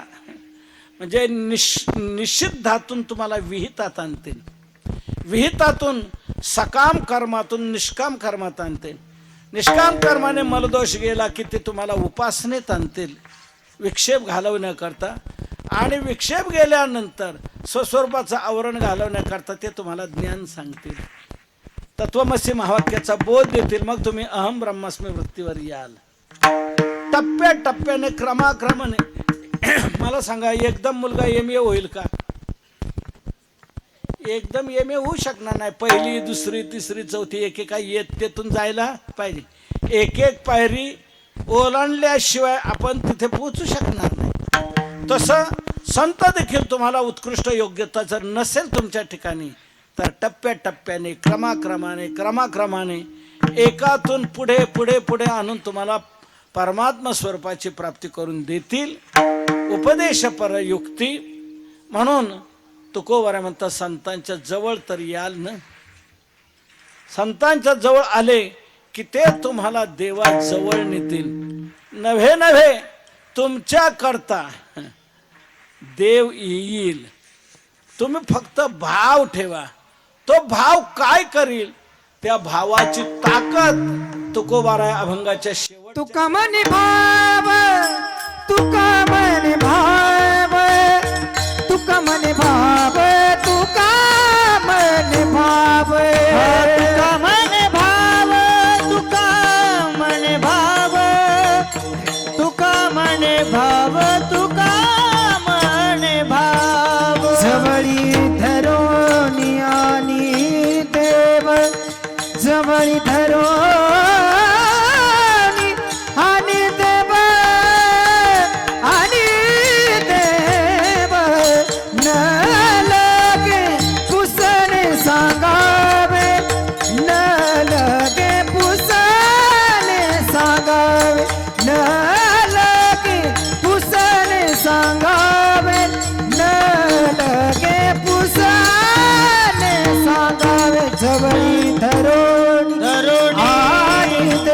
आणि देव जवळी धरोणी आणि देव न लगे पुसणे सांगावे, न लगे पुसणे सांगावे, न लगे पुसणे सांगावे, न लगे पुसणे सांगावे.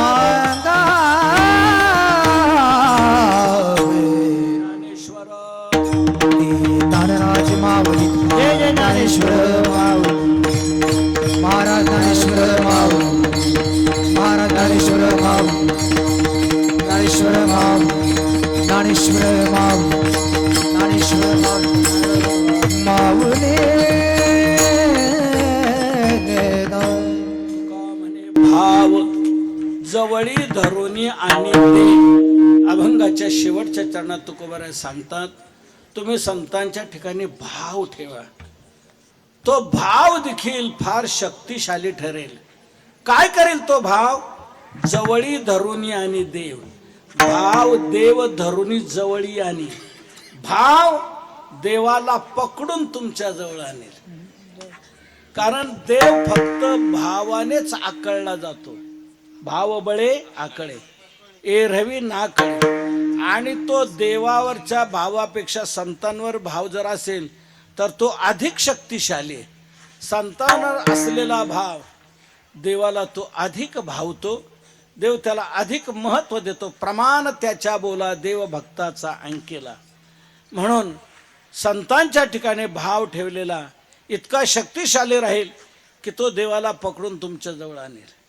संत चरणी ठेविता भाव आपे आप भेटे देव. संत चरणी माथा ठेविता सद्भावे तेने भेटे देव आपे आप.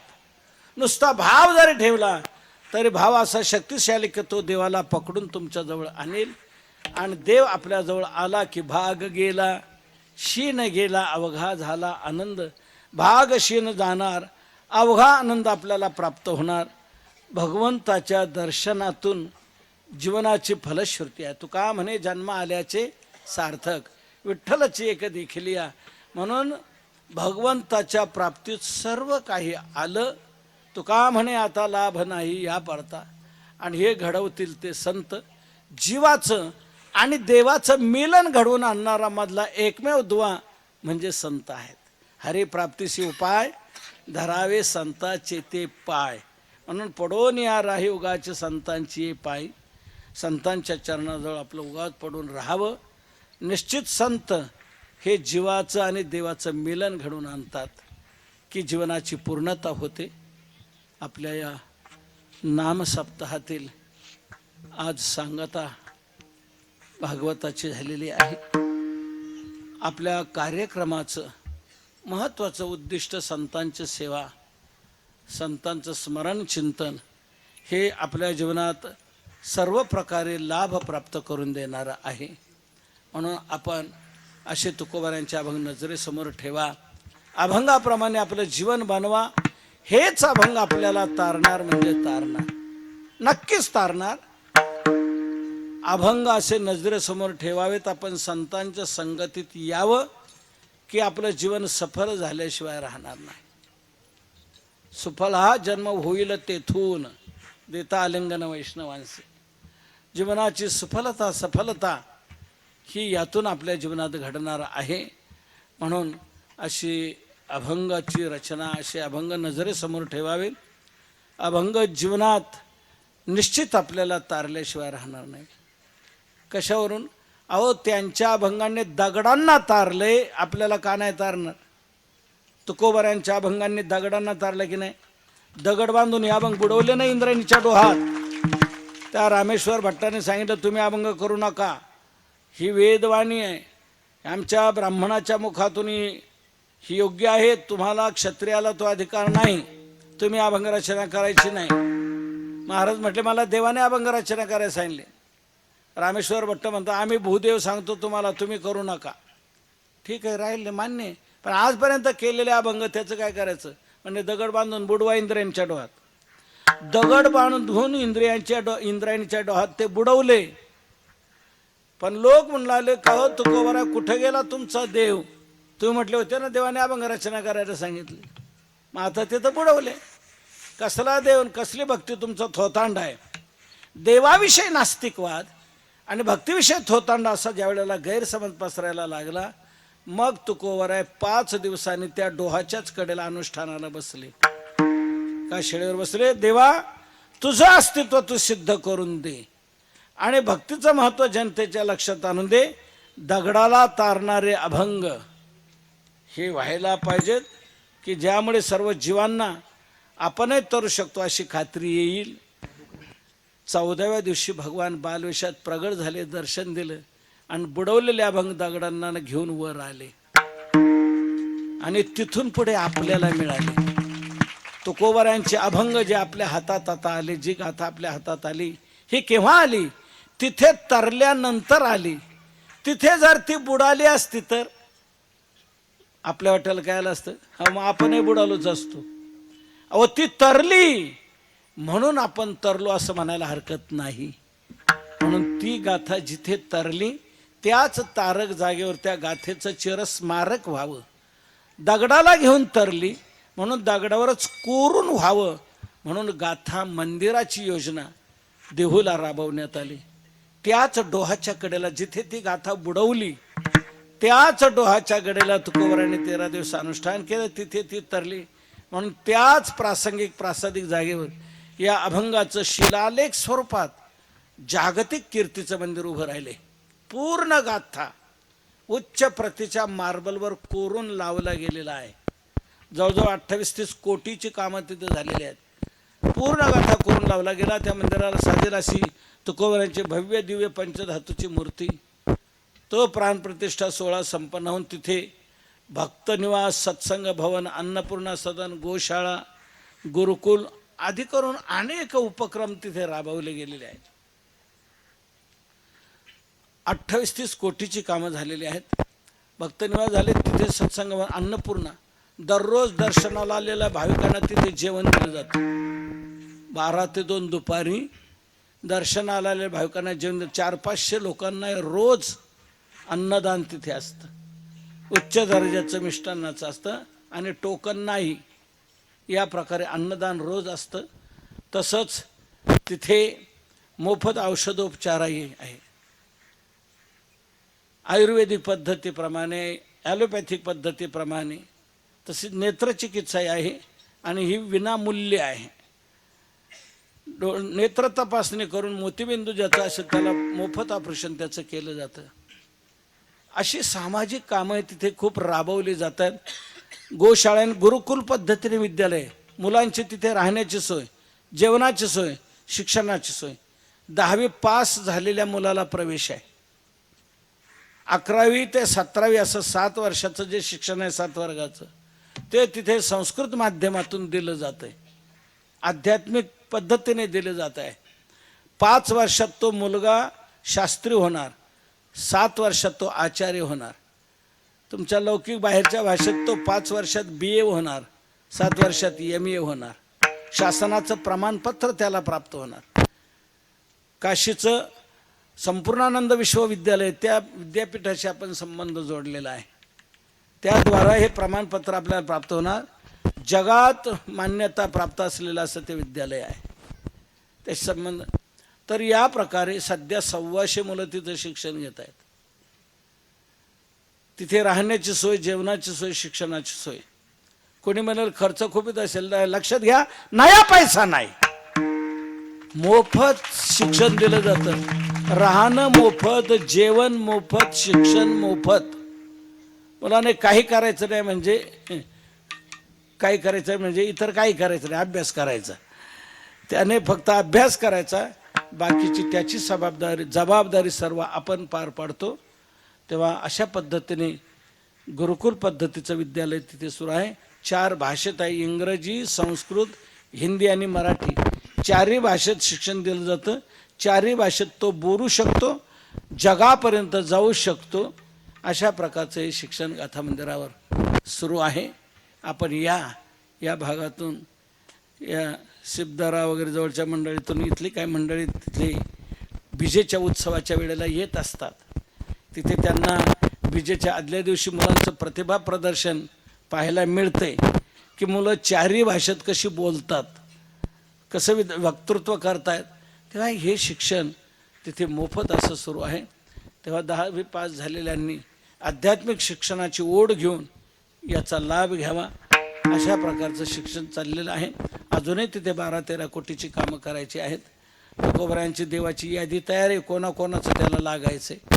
त्या पद्धतीने हा ट्रस्ट आहे, रजिस्ट्रेशन, याचं नियमित ऑडिट होते. या ट्रस्टला 80G कलमान्वये आयकरात सवलतीचं सर्टिफिकेट आहे. ज्यांना इन्कम टॅक्स भरावा लागत असेल त्यांच्या इन्कम टॅक्समध्ये 50% सूट मिळेल अशी या ट्रस्टला मिळालेली सवलत आहे. तर अशा प्रकारे ही संधी आपल्याला प्राप्त आहे. आपल्याला सेवा करता येईल तर विजेच्या उत्सवाला देहूला जरूर या. 8 दिवस तिथे गाथा पारायण होत असतं. पूर्ण गाथा सुंदर चालीत भजनात त्याचं पारायण केलं जातं. सत्कथा ऐकायला मिळते. याप्रमाणे तिथे सर्वांनी जरूर या. विजेच्या वारीला जो येत नाही तो हाफ वारकरी, विजेच्या वारीला येईल तो पूर्ण वारकरी. कारण तुकोबाराय कलशस्थानी आहेत की नाही, तुका झाला असे कळस. आणि मला सांगा, मंदिराला पूर्णता केव्हा? कळस बसवला जाईल तेव्हा. तशी वारीला पूर्णता केव्हा? देहूला येईल तेव्हा. देहूला आल्यावर वारीला पूर्णता होणार आहे. विजेच्या वेळेला या. फाल्गुन शुद्ध दशमी, कधी एकादशी, याप्रमाणे सप्ताह पारायण सोहळा घडत असतो. बरीच मंडळी इकडून येतात. आपण जरूर या. तिथे राहण्याची, जेवणाची सोय आहे, पारायणाची सोय सर्व आहे, उपलब्ध आहे. आपण जरूर. आता मी हे जे गाथा मंदिरावरचं सर्व काय काय सांगितलं हे तुमच्या ध्यानात राहील असं नाही. तेव्हा ते लक्षात येण्याकरता आम्ही तुकोबाराय दिनदर्शिका एक प्रकाशित केलेली आहे. गाथा मंदिराचं चित्र आणि गाथा मंदिराची सर्वांगीण माहिती, पूर्ण वर्षभराचं पंचांग कॅलेंडर रूपाने आपण आर्ट पेपरवर प्रकाशित केलेलं आहे. समोर गाडीमध्ये आपल्याला मिळेल. आपण प्रत्येकाने जरूर घ्या, आपल्या घरात लावा. येता जाता ते दर्शन घडेल आणि दैनंदिन जीवनात आपल्याला माहिती होईल. आज चतुर्थी आहे का, आज एकादशी आहे, आज पौर्णिमा आहे, केव्हा लागते, केव्हा सर्व, हे सर्व त्याच्यातून कळेल. आणि खिशात डायरी ठेवा. तुकोबाराय रोजनिशी दैनंदिन 17 महिने ती उपयोगाला येईल. केव्हाही कुठेही तिचा उपयोग होऊ शकेल. सर्व प्रकारे बाहेर गाडीमध्ये आपण त्याचा जरूर उपयोग करा. म्हणजे गाथा मंदिराची सर्वांगीण माहिती त्यात तुम्हाला मिळेल. संतांच्या जीवनाशी आपण एकरूप व्हावं की संत निश्चित आपलं कल्याण. बाळू आण त्यांना. बाळू गेला आणायला, त्यांना गाडी मिळाली, ते निघून गेले होते. तो आला परत, पाहत होतं घरात बूट दिसले. तो विनोदी होता. तो आईला म्हणला, आई आण नाश्ता, आण पोहे, आण शिरा. अरे आले का ते? आले. त्याने ते बूट उचलला आणि पलंगावर ठेवला. आईने तिकडून शिरा आणला, पोहे आणले. कोणाला? म्हणे बुटाला. आता बूट घालणारा निघून गेलाय, बुटाच्या तोंडात घालून काय उपयोग आहे? तसं जीवात्मा शरीर सोडून निघून गेलाय आणि त्याचं पडलेलं मढ त्याच्या तोंडात तुळशीचा पाला घालून काय? म्हणून मरायच्या आत घाला. आणि मरण कधी येईल तुम्हाला? टपाल येईल, त्या टपाला आलं की त्याच्या आदल्या दिवशी घाला. असं नाही, ज्या क्षणी कळेल. काही क्षणाचा भरवसा नाही याचा, क्षणभंगूर नाही भरवसा. म्हणून आपण लवकरात लवकर निर्णय घेऊन वाईट सोडून द्या. गळ्यात तुळशीची माळा घाला. आई वडिलांची सेवा, समाजाची सेवा, दीनदुःखिताची सेवा, सेवा करत करत आपण सत्पथगामी बनून आनंदाचे सम्राट होत, हीच प्रार्थना करून सेवेला विराम देतो. 5 मिनिटं ज्या थांबा, जगात थांबा 5 थांबा, मिनिटं 2 मिनिटं थांबा, थांबा, सगळं थांबा. संपलं. जय राम जय जय राम कृष्ण हरी जय जय राम कृष्ण हरी. हरी विठोबा रखुमाई जय विठोबा रखुमाई. रामकृष्ण हरी. सोहळा आनंदाचा गजर विठुरायाचा अखंड हरिनाम सप्ताह श्री जटाशंकर मंदिर डोंगरकडा, तालुका कळमनुरी, जिल्हा हिंगोली. व्यवस्थापक गावकरी व वारकरी मंडळी डोंगरकडा, तालुका कळमनुरी, जिल्हा हिंगोली.